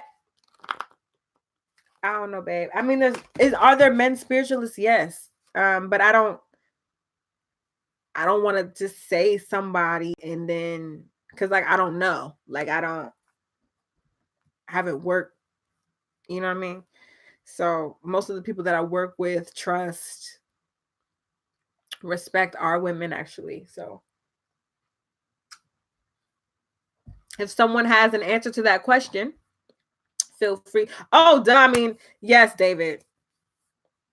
I don't know what you're looking for. I don't know what your friend is looking for.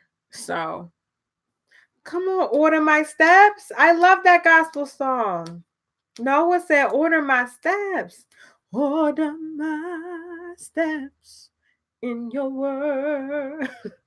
Please order my steps in your word. My ancestors actually do like that song. Order my steps in your word, dear Lord. Oh, I forgot to do a whole part of my show, y'all. I will come back to this part, but I didn't talk about how you could donate. I talked all about how spiritual workers we need to pay our bills. And I didn't say how to do that. Okay. So to support a Little Juju podcast monetarily, there's ways to support it. Otherwise, one way to support it is to listen. So thank you. One way to support it is to watch the live shows. You're doing that now. Thank you. Another way to support the podcast is through the monetary donations. Of course, y'all know I asked for $3 a month from those who are able to do that on the site Patreon. Patreon/Jujubay. So patreon.com/Jujubay is the way that you can donate $3 a month. That's $36 a year to this work to help me sustain myself. It is energy that we are exchanging with each other. And so I'm always grateful for the energy of wealth that is shared. I will probably just put a shout out in the episode, so I won't shout out my new patrons, but I did get a lot of new patrons. So if anyone did become a new patron or is a patron on the show, I just want to who is watching or listening, I just want to say thank you and I appreciate you. I appreciate you a lot. You can also donate to my Cash App, $ITSJUJUBAE. It's Jujubay. And then I am the Jujubay on Gmail, the Jujubay at gmail.com for PayPal. But yes, that is a way that you can donate to the show. And of course, to my patrons and those who have shared the energy of wealth with me, I'm sending that energy back to you. For those who have become patrons, who have done the $36 a year, or even people who just hit me up on the Cash App every so often with a little coin, I'm sharing the energy of wealth with you, and I'm sharing it tenfold. As you are sharing the energy with me, I'm sharing it right back to you. And as someone who has the gift of the tongue, I'm speaking wealth and abundance over your life. And I'm speaking wealth and abundance over your life and healing and love over all of y'all's lives who are watching this, patron or not, because I appreciate you. If you're wishing the same for me, because I don't know if nobody hate watching. I hope not, child.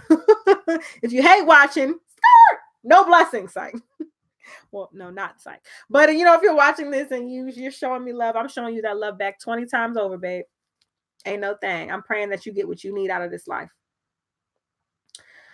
Where can you get real Jezebel root? So it's interesting. I actually just got a gift of Jezebel root. I never bought Jezebel root on my own. A client when I went to Atlanta bought me Jezebel root, and she got it from a Botanica in Atlanta. So I think Original Botanica is a good place to get a lot of things. I know Witch Doctor Alex has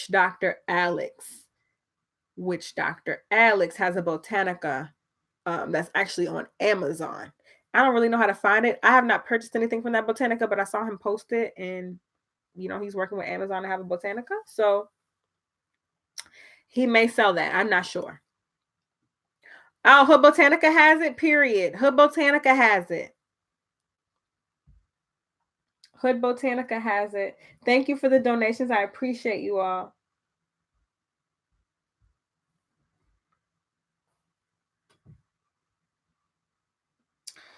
David said, also, you said you don't do a lot of spiritual work, right? You still have extensive knowledge about all types of ways to work jars and candles and petitions. I would say so. The thing about me is that I haven't felt particularly called to do workings for people. Maybe that'll change at one point, but I don't think it will actually. I don't think that's quite my role, though I have done workings for people before. I just, baby, I be calling myself a lazy witch. I say that in jest because I'm not lazy because I do a lot, but I just want to be psychic. Like, I just want to be psychic. Like, I have a power of prayer. I have a power of the tongue. So I will speak over your life. That I'm like, but go work a root farm? I could. But anyway, was there a question you had for that, David? Tarinda said, what about John the Conqueror? What do you mean? What about it? Like where to find it? I know Hood Botanica. Sure, you got. I think I just saw it on the website. John, hi John. Hoodoo Hussy, who I have an episode coming out with very soon, is already recorded, has a High John oil. A High John oil. And who else has High John? Original Botanica has High John. Big Liz has High John. I should just have a Botanica, child. JK. How do you anoint High John? That's a great question. So first of all, Mr. Akub, I would listen to my episode. I don't know what number it is. It's called High John Is That Nigga. And I believe in High John Is That Nigga. I talk about how to anoint High John. For the most part, you can put some oil on it. I like to spray whiskey. High John loves whiskey. High John likes smoke. So taking a little cigar or something and blowing your smoke onto the root could work. Singing to it, singing the blues, as Marcel said, that's all things that High John. Think about just a man, just a smooth cat, just a black man. That's High John energy. Just cool, just a funny dude, you know. He get the ladies, you know, but he cool. He's about that revolutionary shit, but he also a ladies man. He also, you know, that's the energy. So anything that has to do with that, that's what you should give High John. But liquor, give him some liquor, child. Spray it on there. Not Juju Botanica. That's the name of my Botanica. Juju Botanica. That's hilarious. That's hilarious. See, whiskey shooter. So High John. Look, child. Remy, can you use weed smoke for High John? I would stick to tobacco. Crystal asked, do all root workers work for everybody? No, some people just root work for themselves. And that's what they're supposed to be. They ain't supposed to work for nobody else. Episode 12. Thank you, ATL Princess. That must be my High John episode. Yeah, I mean, I wouldn't use weed smoke for High John. Not to say that he don't like weed or anything wrong with weed. I just, I would stick to the traditional.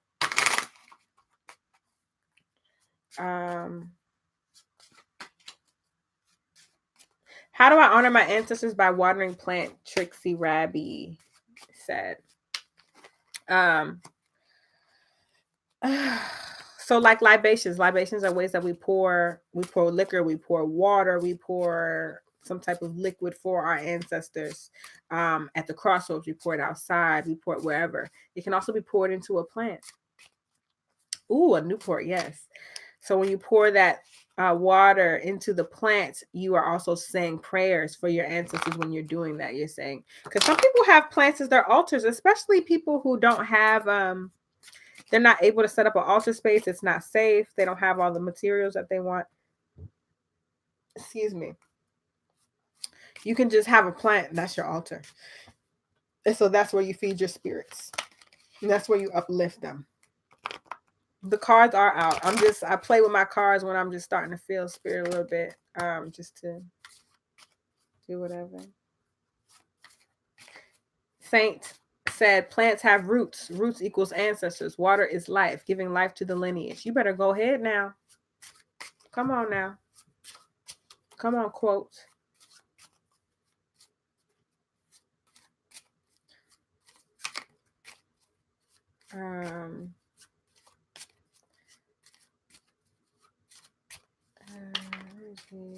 Card for collective.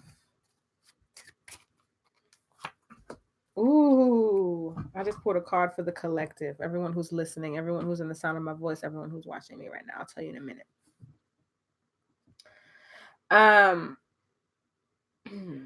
Someone said it just went away.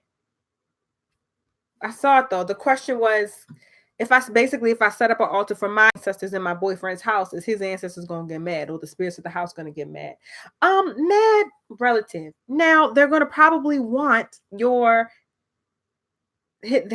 own lineage to honor them. They're gonna be like, now she over here honoring, well, this person over here honoring us. Now where's our honoring? So it's not gonna get mad at you. They're not gonna hurt you for it. No. But they're probably going to feel a type of way, but that's not for you to hold. That's for the people who are of that lineage to hold, if that makes sense.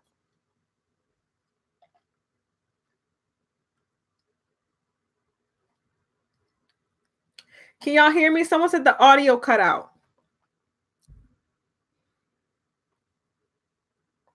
Can y'all hear me okay?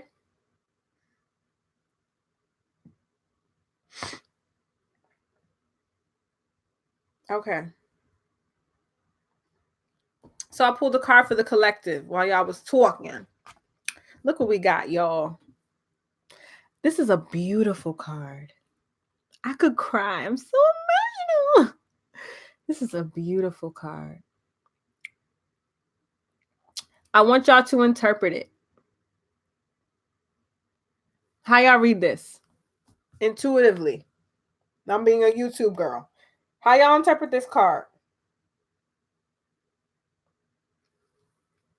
I ain't gonna say it. I want us to work.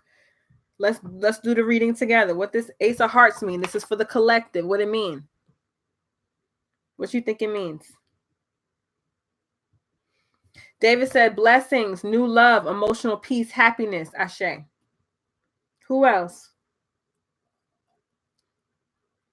Noah said seek out what makes you feel at home. Taylor said blessings. Terinda said love. Trixie said wholeness, coming together as one. Love pouring in. Self-love. One love. Aligns. It's cute or whatever. New love. Healing. A lot of self-love. New beginnings. Y'all are all right. Look at y'all. Readers. Y'all are readers. You're right. This is about our personal power. This is about success. This is about taking the opportunity. This is about doing our self-love work. This is about our healing.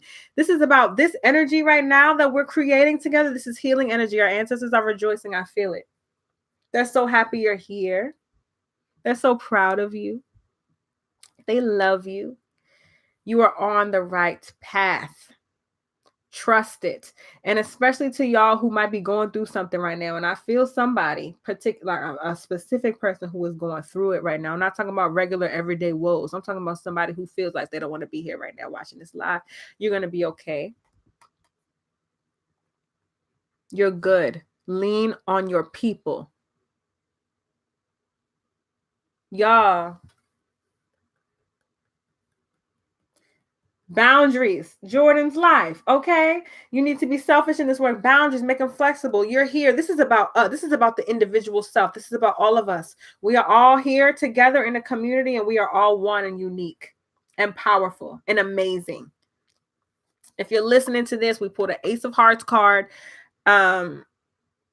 This is a reading for all of us who is ever in the sound of my voice. This is beautiful. This is beautiful energy that we're sharing with each other. After this live, your homework is to write down what your manifestations are for this upcoming year in 2020. After you do that, get very specific about it and put it on your altar. And then when you go to your altar, you thank your ancestors. You don't ask them for nothing. You write it down. You go to your altar and you thank them for already manifesting the things that you asked for. And if they don't manifest the things that you asked for, it's because they're creating something that's better for you. That's your homework. Ace of Hearts. After you hear this, you need to do it. You need to do it.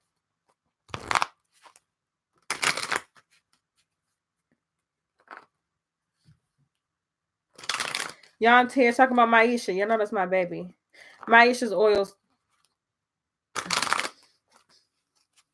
You know when the juju speaks for itself? Okay. That's Maisha's oils. Okay.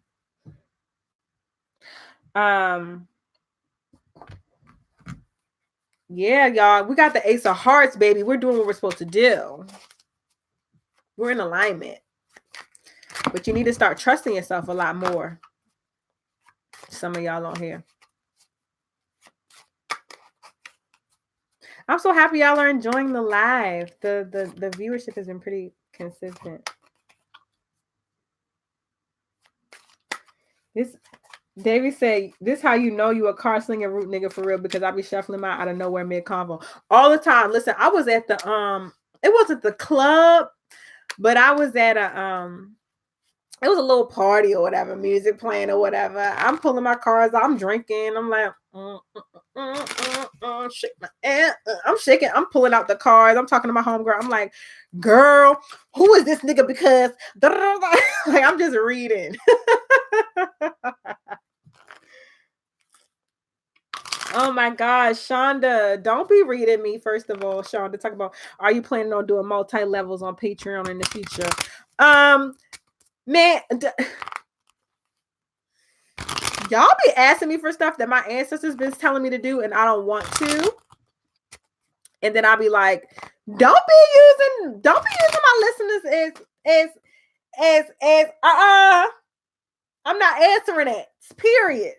It's like, no, I'm trying to get better. I'm trying to get on Hood Botanica's level with the Patreon, because it's a way to create community. It's a way to create resources. It's a way to get paid. Like, all of those things are true. I just haven't.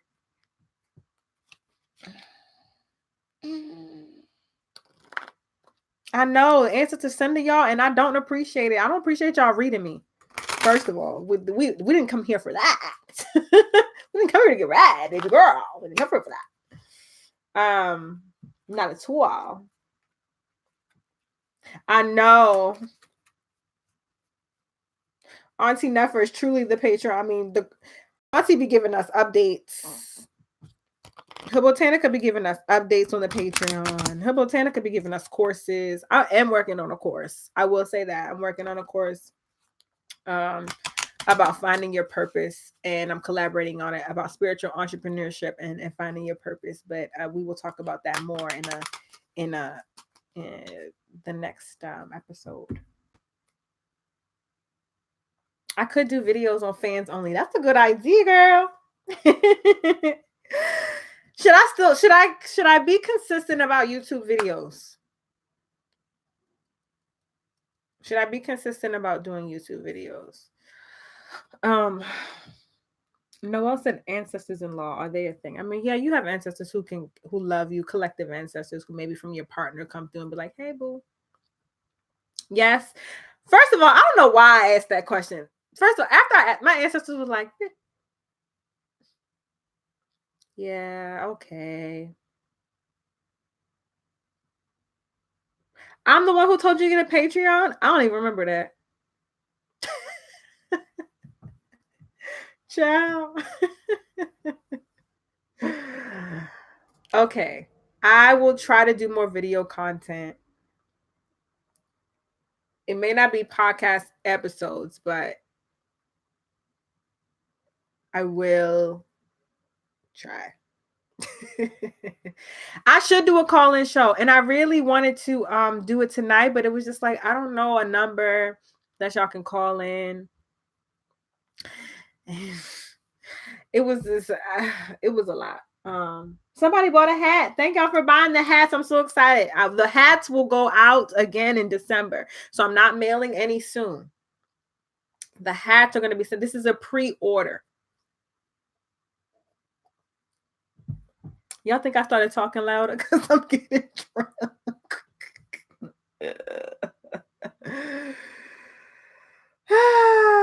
You've been waiting for them, so you had to buy 3. Who bought 3?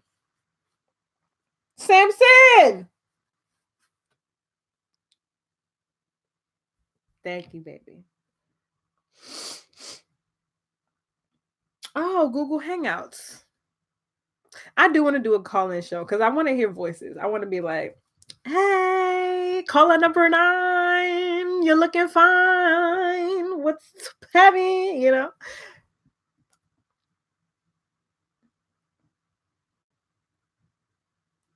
Yeah.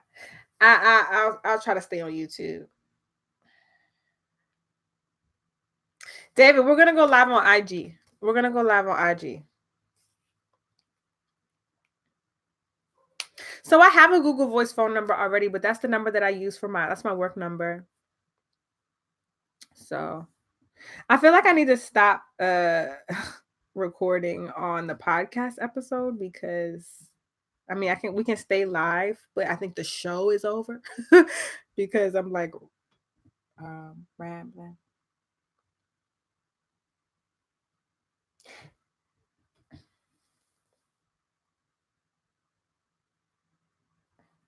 Oh, Serena, are you trying to drag me? Are y'all dragging me? First of all, y'all.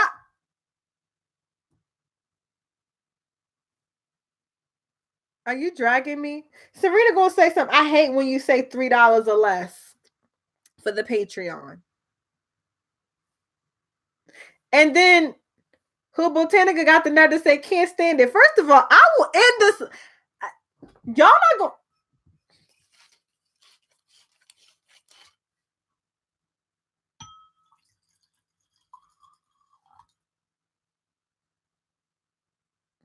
Y'all not gonna play me, first of all. Don't forget the old people. We don't know IG. I do go live on IG every so often. But I know I that's why I wanted to do this on YouTube because I wanted to make it more accessible. I posted about it on Facebook and here, and so people were able to come on and talk on YouTube. We love Maisha over here, period. And one thing I have not been able to understand is I get beef. I get people calling each other out. I get beef. Beef is everywhere. Beef is not. People in the spiritual community are going to have beef. But I don't understand how there's not the love and support because we're all doing this work. I'm like, I have no problem saying, oh, go on to the Hood Botanica, do this. Go on to Maisha, go and do this. Go on to Satar, go do this. Go to Hoodoo Hussy, do this. Go over here to David and do this. Like, get you a little card reader. I don't got no problem doing that because why in the hell would I want a bunch of niggas coming to me? I don't. If for nothing else. If Mama Rue. Laylee, why the hell would I want a bunch of niggas coming to me? I don't. We're supposed to be doing this shit together. Y'all are fam. If I don't do that work, I know somebody who does that work. Go over there and do that work. You know what I'm saying? Why the beef? What am I hex people for having clients? I want them to have clients. I want us all to eat. You kidding me? And if you think that we all can't eat, you need to decolonize your mind a little bit because that's the thing. This whole it's the same thing around. You got to be a good nigga. You got to be a good black. Got to be a good black. It's only room for one good black in the workplace. It's room for only one good dinner. That's not true. That's a lie. That's a lie. A lie. A lie. A lie. A lie. Because people come to me, I have a certain way that I conduct my readings. I have a background in counseling and therapy. So my readings are very therapeutic.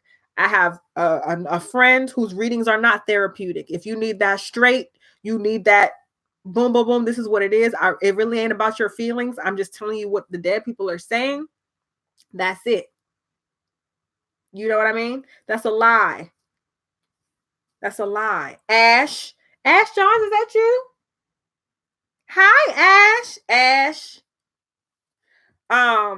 look, we all have our own ways. My way ain't gonna be the way that everybody else understands. But if you get that message from Ash, you get it from David, you get it from whoever, Maisha, I'm happy you got the message. The fuck? When I'm gonna be mad for you didn't get it from me? That wasn't for you to get. My delivery is not gonna be everybody's delivery. The fuck? Some people need that straight no chaser stuff. That's not, I'll give it to you straight no chaser, but I'm a little softer with it. My homegirl, Satara, she not soft with that. She's like, get in this. Any questions? It depends, you know. I'm not doing that decolonizing. I'm not doing that colonized shit. It's only room for one of us. Are you kidding me? That's why we're so burnt out now, because we think it's only room for one healer. How you gonna have one healer and a million people in the world? Foolish. Find your tribe, find your people who will resonate with you. You will have them.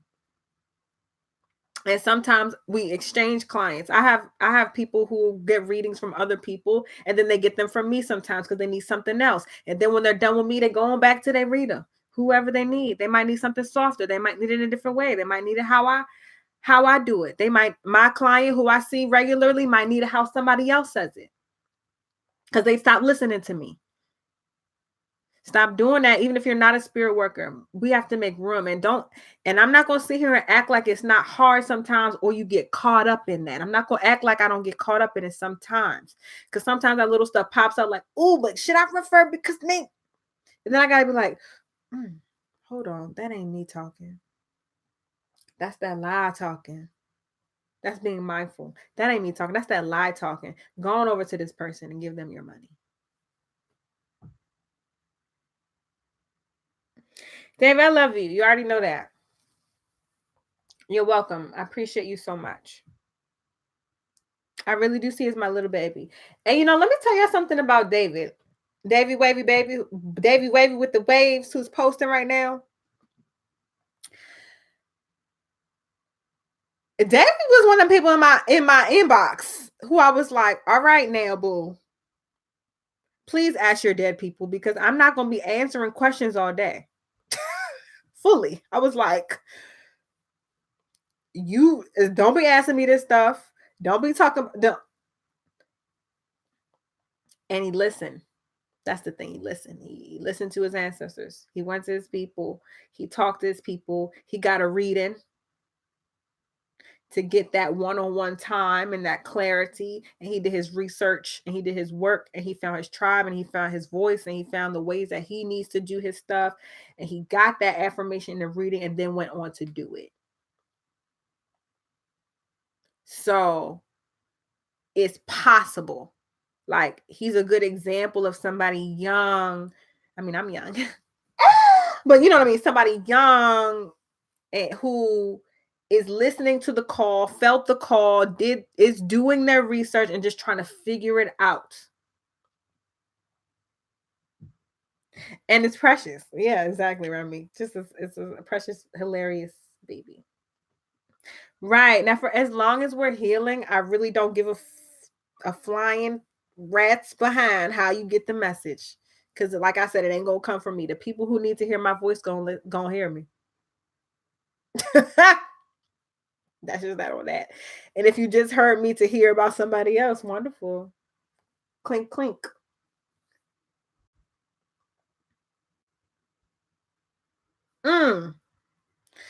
Never. The Hobotanica said, the people who tried to save everyone ended up dead.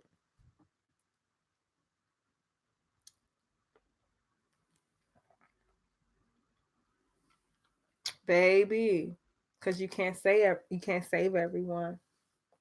And I'm so committed to, I think a lot about what's the white supremacy, what colonization, what this work has done for my relationship specifically to Black people, but even more specifically than that, to Black women. How has my relationship to Black women been affected by the fuckery? And I think a lot of that is telling me that I have to be in competition with them. And that's one of the biggest things that I loathe about it, because I don't ever want to be in competition with my sisters, but then I feel sometimes like I should be, or I have to be, or I feel pressured to be, or I feel jealous. I'm not gonna sit here and act like I don't feel those things. I do. I ain't above that shit. I feel it all the time.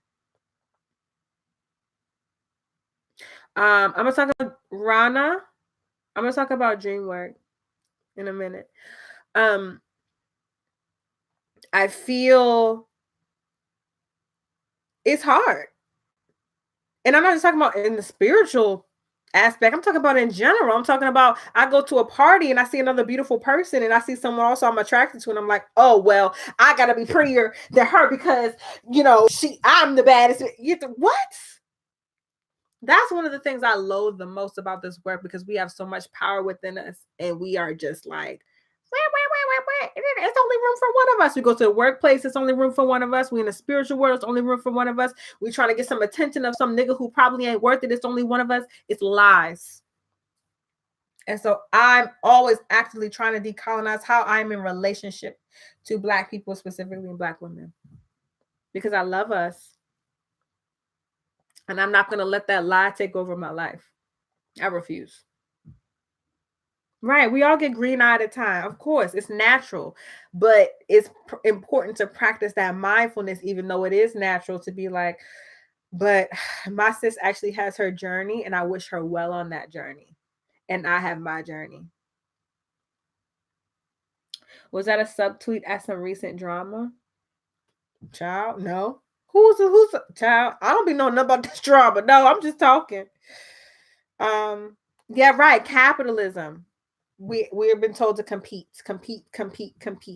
Colonized. Oh my God, y'all have been on here for 2 hours. I'm gonna stop the recording for the podcast. I can stay live for a little bit longer, but who's editing all of that? Not me.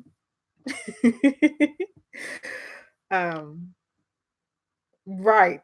Like, I'm not editing all that. So I saved it. So the show is technically over. But so someone asked about dream work, and I don't remember your question, and I'm so sorry. But dream work is a very, very powerful tool. If you feel like your ancestors don't talk to you, if you ain't clairvoyant, you ain't clair sentient, you ain't clair all the clairs,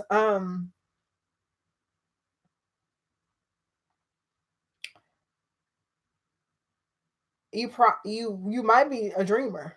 And so I think a powerful way to connect with your ancestors through dream work is put a satchel of lavender under your pillowcase. You can also just keep a dream journal by the side of your bed so you can ask some questions to your ancestors before you go to sleep. I want my lip gloss looking like this. Come on. We're giving Nick K.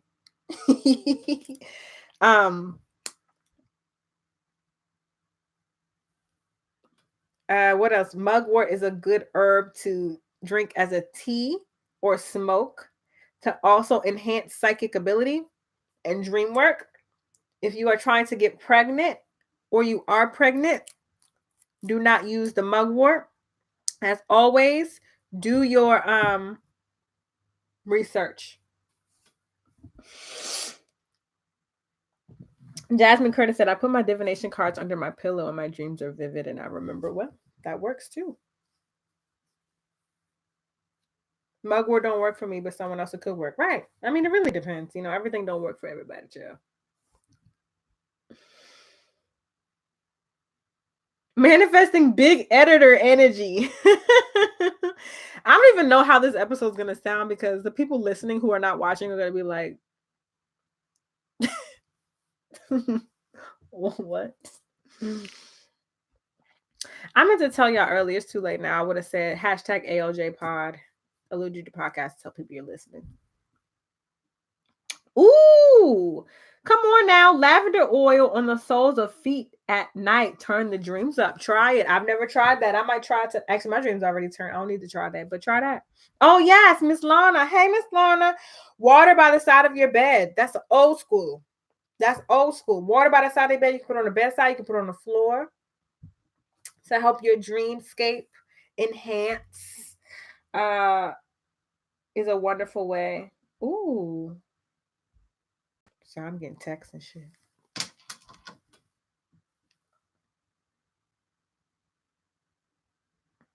Cold water by the bed to get rid of nightmares. Antiquated.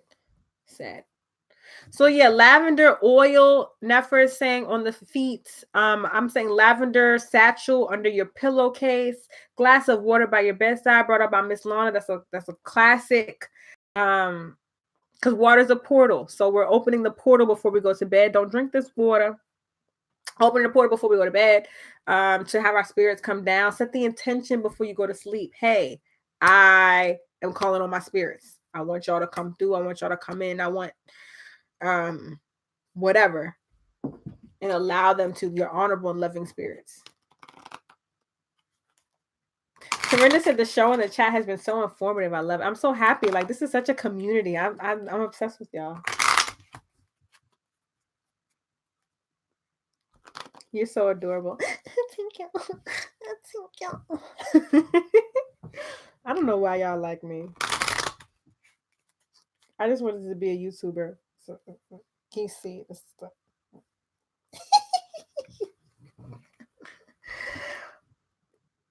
What to do with Mojo and Grigri when they get full? Can you what you mean? Thank you. I appreciate that. I try to be authentic. I really don't get up here. This is how I act. I know I'm fully waving a spade, child.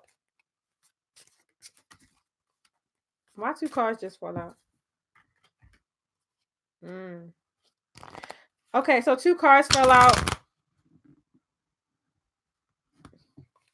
Do you know anything about this? The enslaved people that were in Brazil, and if they practice ATR voodoo, they probably practice candomblé, but I don't know much about it. They probably practice other things too as well, and I'm not quite sure what particular practice, or even where the enslaved folks who were taken to Brazil, where they may have been taken from.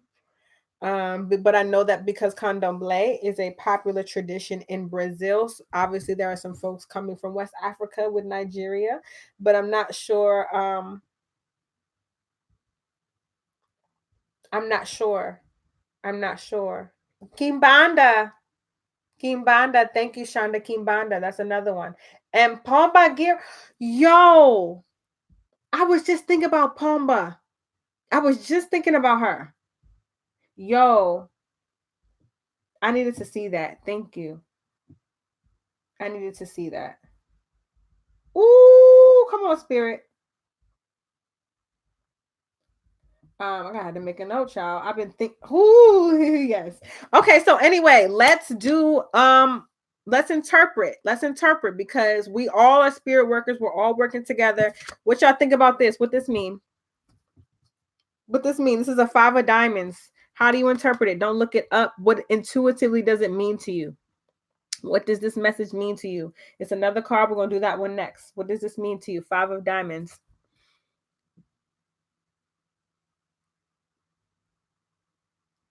Miss Lana said money loss. So what does it mean to you? David said big money energy, growth in coins and money and luck. Let go. Community wealth, monetary changes, work harder. It don't look easy. Immediate changes with, okay. Change in money.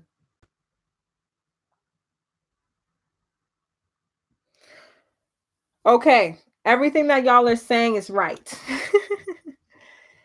This is, so diamonds typically do reference wealth, income, material things. It doesn't necessarily have to be money, but things that make you feel sustainability, things that make you feel grounded and sustainable, the things that you need to sort of feel connected. So that's that energy of the diamonds. The 5 is traditionally a number of things shifting, things dying, things ending. 5 typically represent death. It does not mean death of a person necessarily. Right now, I'm feeling this. This is not talking about death of a person. This is talking about things changing in regards to your coin. Now, it can be less coin, it can be more coin. It depends on what the other card is. Death to old shit.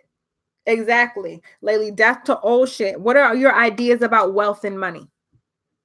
What are your thoughts about wealth and money? You don't have to answer that. I'm just saying.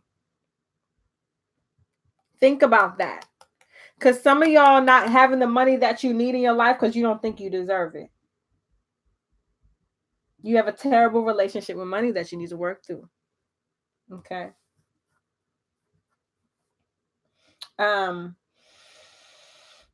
Sorry, y'all. Hold on.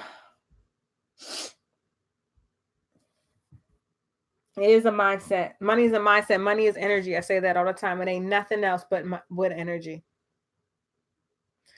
5 of diamonds is traditionally, when I see a 5 of diamonds, I feel good, but I feel like there's something for me to end or change about how I'm thinking about money and it coming into my life. So this could be, you think that money has to come from your job and that's it. That's not true. You have other gifts and talents that you could be monetizing to be able to get your coin. You know? It don't just come from no corporation or no white man. That's not the only way you have to get money. If you do have your own job or you do work for yourself, or even if you don't, what is your relationship to money? Do you think that you are worth money? Do you feel bad about having money? Jordan said in numerology, 5 represents freedom.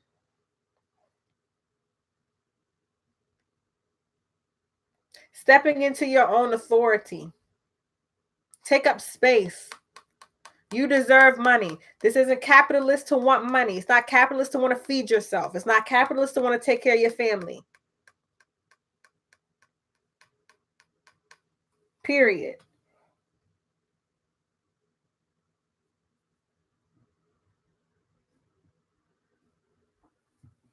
This is a card that fell. Ancestors want us to get money. Ancestors love money. I don't know about y'all's.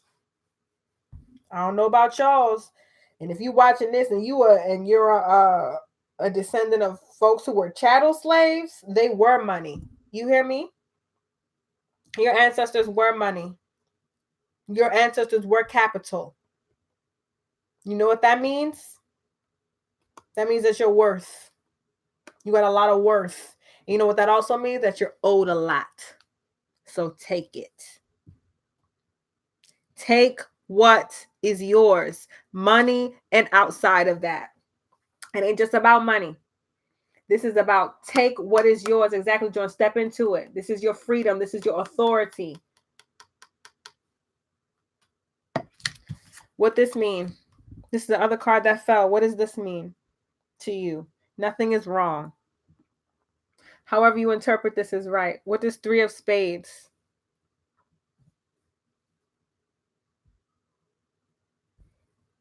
Come on, Tarinda. Tarinda says she got a raise today, period. Trying to get on Tarinda level. Okay, as above, so below. What else we got? Focus more connection with self. Obstacles building up. Let's get this spread. How do you feel? Planting new seeds to pay off in the future. Somebody needs to do some road opening work in here. David prophesied already. Happy home. Cutting loose ends. 3 of spades. Serving caution for me. Serving caution. Spirit connecting you to another family. Balance. I love these. Balance. Whatever you heard, that's what it is for you. Let's be very clear on that. Creativity. Yes. Distractions, problems. Yes, that's all true. Now, spades traditionally, when people see spades, it's normally like,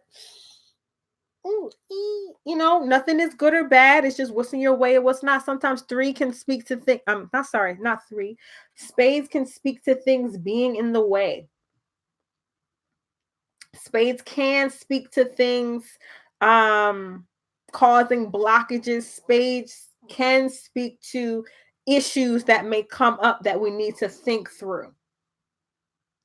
Not always. It depends on the other cards that come up with that. It can speak to that. Threes represent a lot of different things. They can represent being on a fertile ground. Threes represents creativity. Threes represent the seeds that you plant will grow. The ground is fertile. The land is fertile. You have seeds. What you going to do with them seeds? How you going to water it? How you been watering? You've been putting sunlight. You've been allowing the plants to get sun.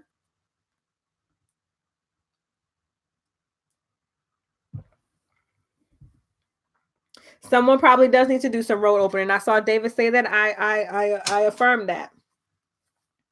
But specifically because it fell out with this 5, if we put these things together, don't let you be the blockage to your coin. What's blocking you from getting that? You have fertile ground. You have ample opportunity to get the things that make you feel whole and sustained. So what's the issue? You need to figure out what the issue is for yourself. Yep. What's the issue for you? Who, what situation, what person, what institution is telling you that you're not able to get what you're owed? Are you asking for it?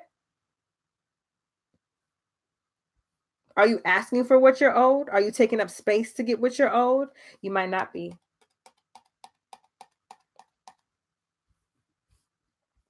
Can y'all hear me? My chat is not working, so I don't know if it kicked me off or what. I hope y'all is still there. Now, how YouTube gonna say try again later? Let me see.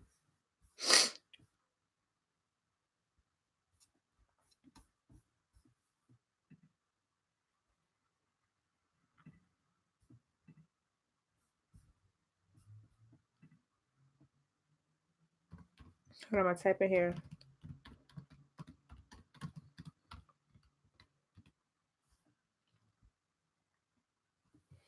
But yeah, this is what these cards, these are the cards that popped out. So these must be relevant to us. So take heed to this. Also want to uplift about the 3 of Spades. It's not the worst card in the world. It's actually saying that this is something you can work through, baby. This ain't even that deep. This just try. Just try.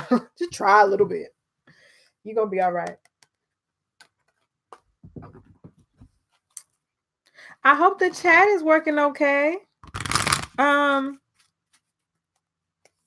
It's telling me that it's not working anymore.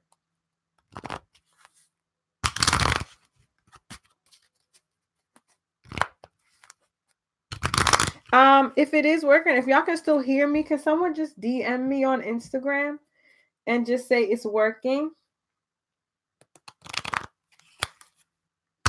Someone just DM me on Instagram and say it's working. I'll just keep talking. But otherwise, I ain't going to keep talking if y'all can't hear me.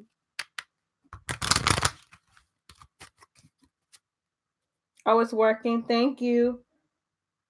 Come on, Bria, quick. Thank you. Okay, David said it's working. Okay, y'all don't got to message me that no more. Thank you. It's working. Why I can't see y'all chat? What's going on, YouTube? Hold on. I'm stressed. Anywho, what was we talking about? Thank y'all for seeing it's working. I see you on the Grizzy. On the Grizzy.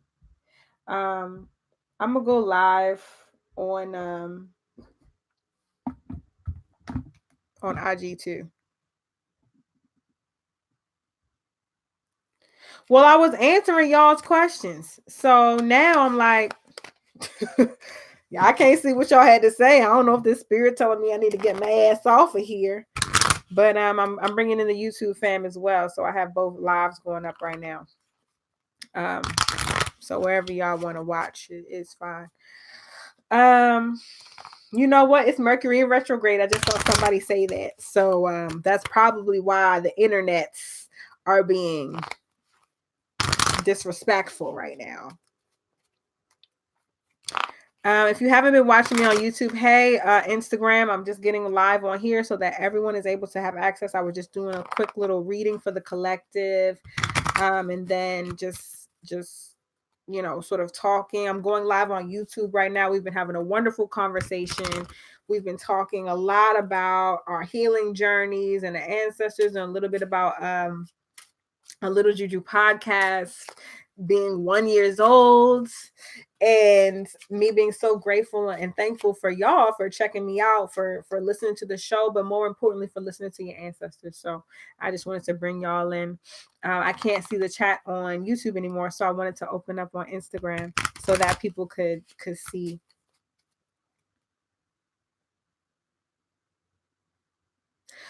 Don't even bring that energy in here, David. It's gonna post.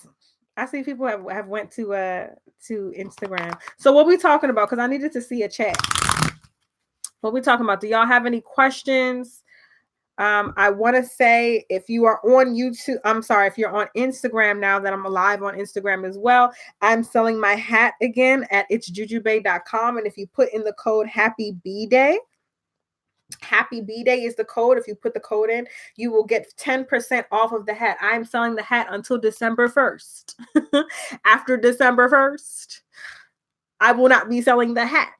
So from now until December 1st, if you want to make Conjure Black Again hat, if you want to buy a statement in red, black, or white, put in the code Happy B-Day, get 10% off, and they're pre-orders. So I will be mailing them out in December. Okay. Any other questions that y'all have? Anything y'all want to say? If y'all are talking to each other in the chat on YouTube, that's wonderful. I can't see it, but I don't need to see it. I don't need to see everything. We've been reading the cards, y'all. We've been interpreting the cards. We learning what the cards mean. David over here predicting, talking about somebody needs to do a floor wash, child. And a spiritual bath, honey. People always need to do a spiritual bath. Now, that's what I will tell you. I'm hard pressed to do a reading when somebody didn't need a bath, honey. Okay, so someone has a question. Excuse me, I'm burping, child. This depression keeps coming back with vengeance and whooping my ass. I'm over it and I want it gone, baby. I wish there was a spell to just snap the depression away. However, what I will say is that there are herbs and there are roots for that. So I don't know if you saw this before. I said earlier, I talked about white baths. White baths are wonderful for depression. White baths are wonderful for anxiety. White baths are wonderful for getting our head clear. You know what? I'm not playing these ghetto games. I'm not playing these ghetto games with Mercury retrograde trying to stop my shine. So white bath, like I said, cool water, coconut milk. It can be any milk. Any milk is actually very helpful. I find coconut milk works best for me because I'm used to using coconuts as something to clear my head because I am an Orisha practitioner. That's something we use.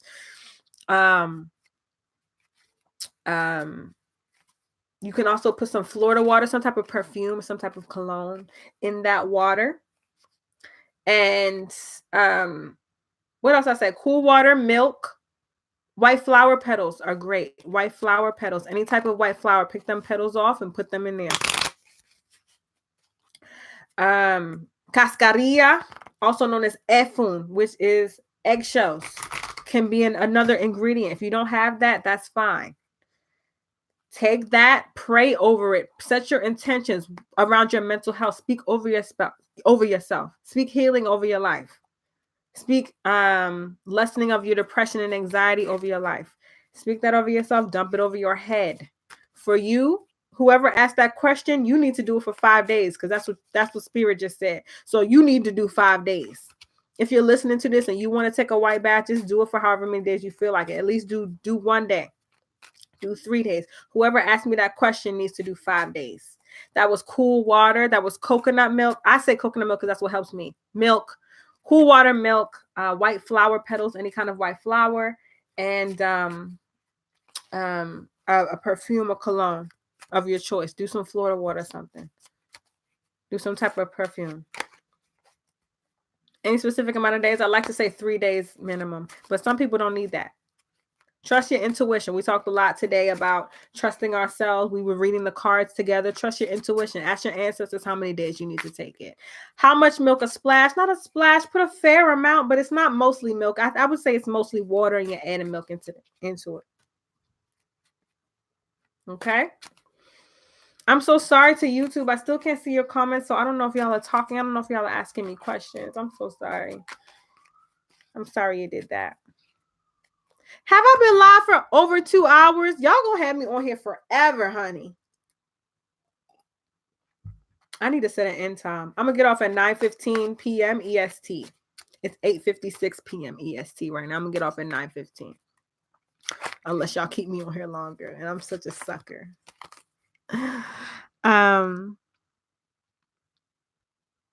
Besides that and your depression, you have your white bass. Ask your aunt, cry at your altar. Cry in general. Purple Femme just said that. Courtney just said that. Cry, baby. Let it out. Therapy, honey.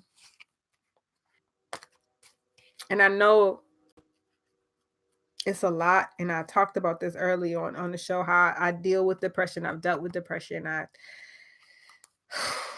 It doesn't just, I wish I could tell you something that could snap your fingers and it was a spell to make it go away. And it's not. But there are tools. And so you need to make sure that you're tapping into all your tools, your spiritual allyship, that you're tapping into your community that you have on this plane, and not that you are releasing, that you're crying, that you're writing at your altar. That's a wonderful way. Listen to a song that makes you cry. Trust me, I'm the crying queen. I was crying in my life, child. So whatever you need to do, you do that. Think about something sad, honey. Because you need to release. Because you've been holding up a lot of trauma. Whoever asked that question, you've been holding a lot of trauma from the beginning of time. I mean, from the beginning of since you've been here, you've been holding a lot. You're also very empathic, whoever asked that question. The things that you feel that you're depressed about are true. And I'm acknowledging that. And I also want to say that you are also very spiritually open. So you're just feeling stuff. Like you're feeling stuff from the environment. You're feeling your ancestral trauma. You're feeling all of that. So it's not just your stuff. So you need to make sure that you're doing your protective work too. You're getting your fiery wall. You are you're praying for protection every day, that when you wake up, that you are praying to be released of all the things that are holding you back and holding you, all those things. Whoever asked that question, this is me talking to you specifically. And then these are also relevant to other people. Also, Satar, I'm so happy that you're on Instagram, because I was just talking about you. And yeah, I was like, what you? Crying is great therapy, honey. Honey, tears are power, okay? Salt water is cleansing.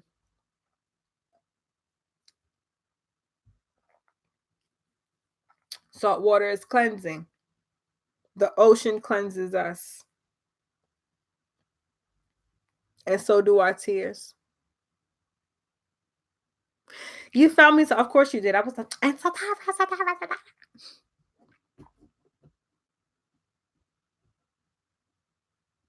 okay, so I love this question. I love when people ask me this question, because, okay, so someone just asked, I would like to talk to my ancestors. There's a specific one I should talk to first. And then next, my grandmother was Christian. How's she going to feel about all this? I love this question. I get this question a lot. Baby, your ancestors, Christian, not whatever they were, want you to talk to them. They want you to venerate them. They want you to sing to them. They want offerings. They want all that shit. I don't care what they were. I don't care if they were the strictest Christian that you ever met. When they die, they still may love the things that made them feel connected in this earth, and that may have been Christianity. But they are not going to cut you off or cut off any type of communication with them because you are practicing an ancestral tradition, or because you have an altar, or because you're giving them offerings. If anything, they're going to be like, hey, hey, hey, hey. They're going to be turned up lit. They don't care about none of that. They may very well still want you to sing Precious Lord, but that doesn't mean that they don't want you to venerate them or uplift them. They want that. They trust, because they're in the spirit realm and they're like, oh shit, babe, I need some water.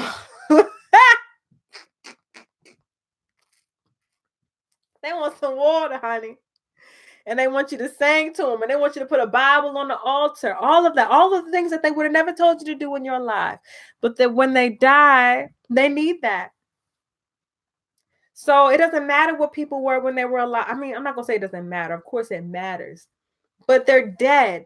So they want you to do things to uplift them so that they can help uplift you. So go on over there and put a Bible on your altar and sing Precious Lord and Amen. You know what I'm saying? Do it. It don't matter. Incorporate what they believed in, if you want, into your tradition, because that's what they recognize. That's important. You're doing work that they recognize. Hello, my loves. I'm so happy y'all are tuned in. My YouTube listenership is going down a little bit now. I'm on Instagram, but just for everyone, I know some people are still watching on YouTube. I'm still here. I just can't see your comments. So I can only see my Instagram comments. So I'm checking in with y'all. Mercury retrograde is trying to be ghetto on YouTube, and we don't stand. Actually, my vibrato is strong because I sing like my ancestors, honey. I sing like my grandma. My grandma ain't even an ancestor, but that's a vibrato queen.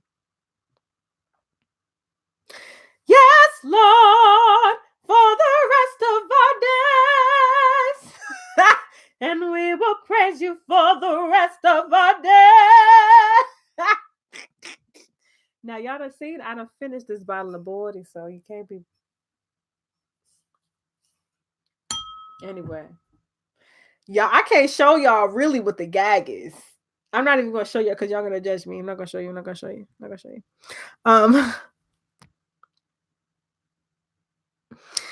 Amira said, imagine your ancestors that were victims of the slave trade and you just sing to them and talk to them.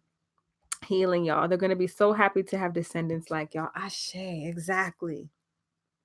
Like I was saying earlier, ancestors are so happy that you are doing this veneration work. And a lot of y'all's ancestors have led me to the podcast, not because I'm the baddest bitch in the land, but because this was an opportunity for you to think about how you are in communication with the dead and how you are in communication with and can create spiritual allies. Satara, I did not show you no box wine, so how you know? This is a psychic bitch and it's irritating. So YouTube, because the video is not working, I'm going to end it. I believe when I end it, y'all will still be able to check this video out. You'll be able to watch it. You'll be able to, do whatever. I've never been streamed on YouTube. I hope that when I leave here, it does not go away. But I just want to say I appreciate y'all. I'm going to be live on Instagram because now we're off. Now this is we just chilling. Juju just running her mouth. But the show is over. I appreciate y'all so much for coming through. I appreciate y'all for listening. I just appreciate y'all. Happy birthday to the podcast. We love that she's a Scorpio. We really do. And I got like 100. I think the highest was like 140 at some point. Y'all are amazing. And I'm so appreciative. Thank y'all for being engaging. Thank y'all for helping each other out. Thank y'all for being community. Thank y'all for listening to your ancestors. Thank y'all for healing. I'm so grateful and I love you all. And I'm going to end my live on YouTube because we are at the end of the show. If you want to check me out, go on Instagram where we're just going to be kikiing. And I'm gonna be drinking boxed wine. But I love y'all. See y'all later. I'm gonna do more video content, I promise. And remember, what we need to remember, y'all.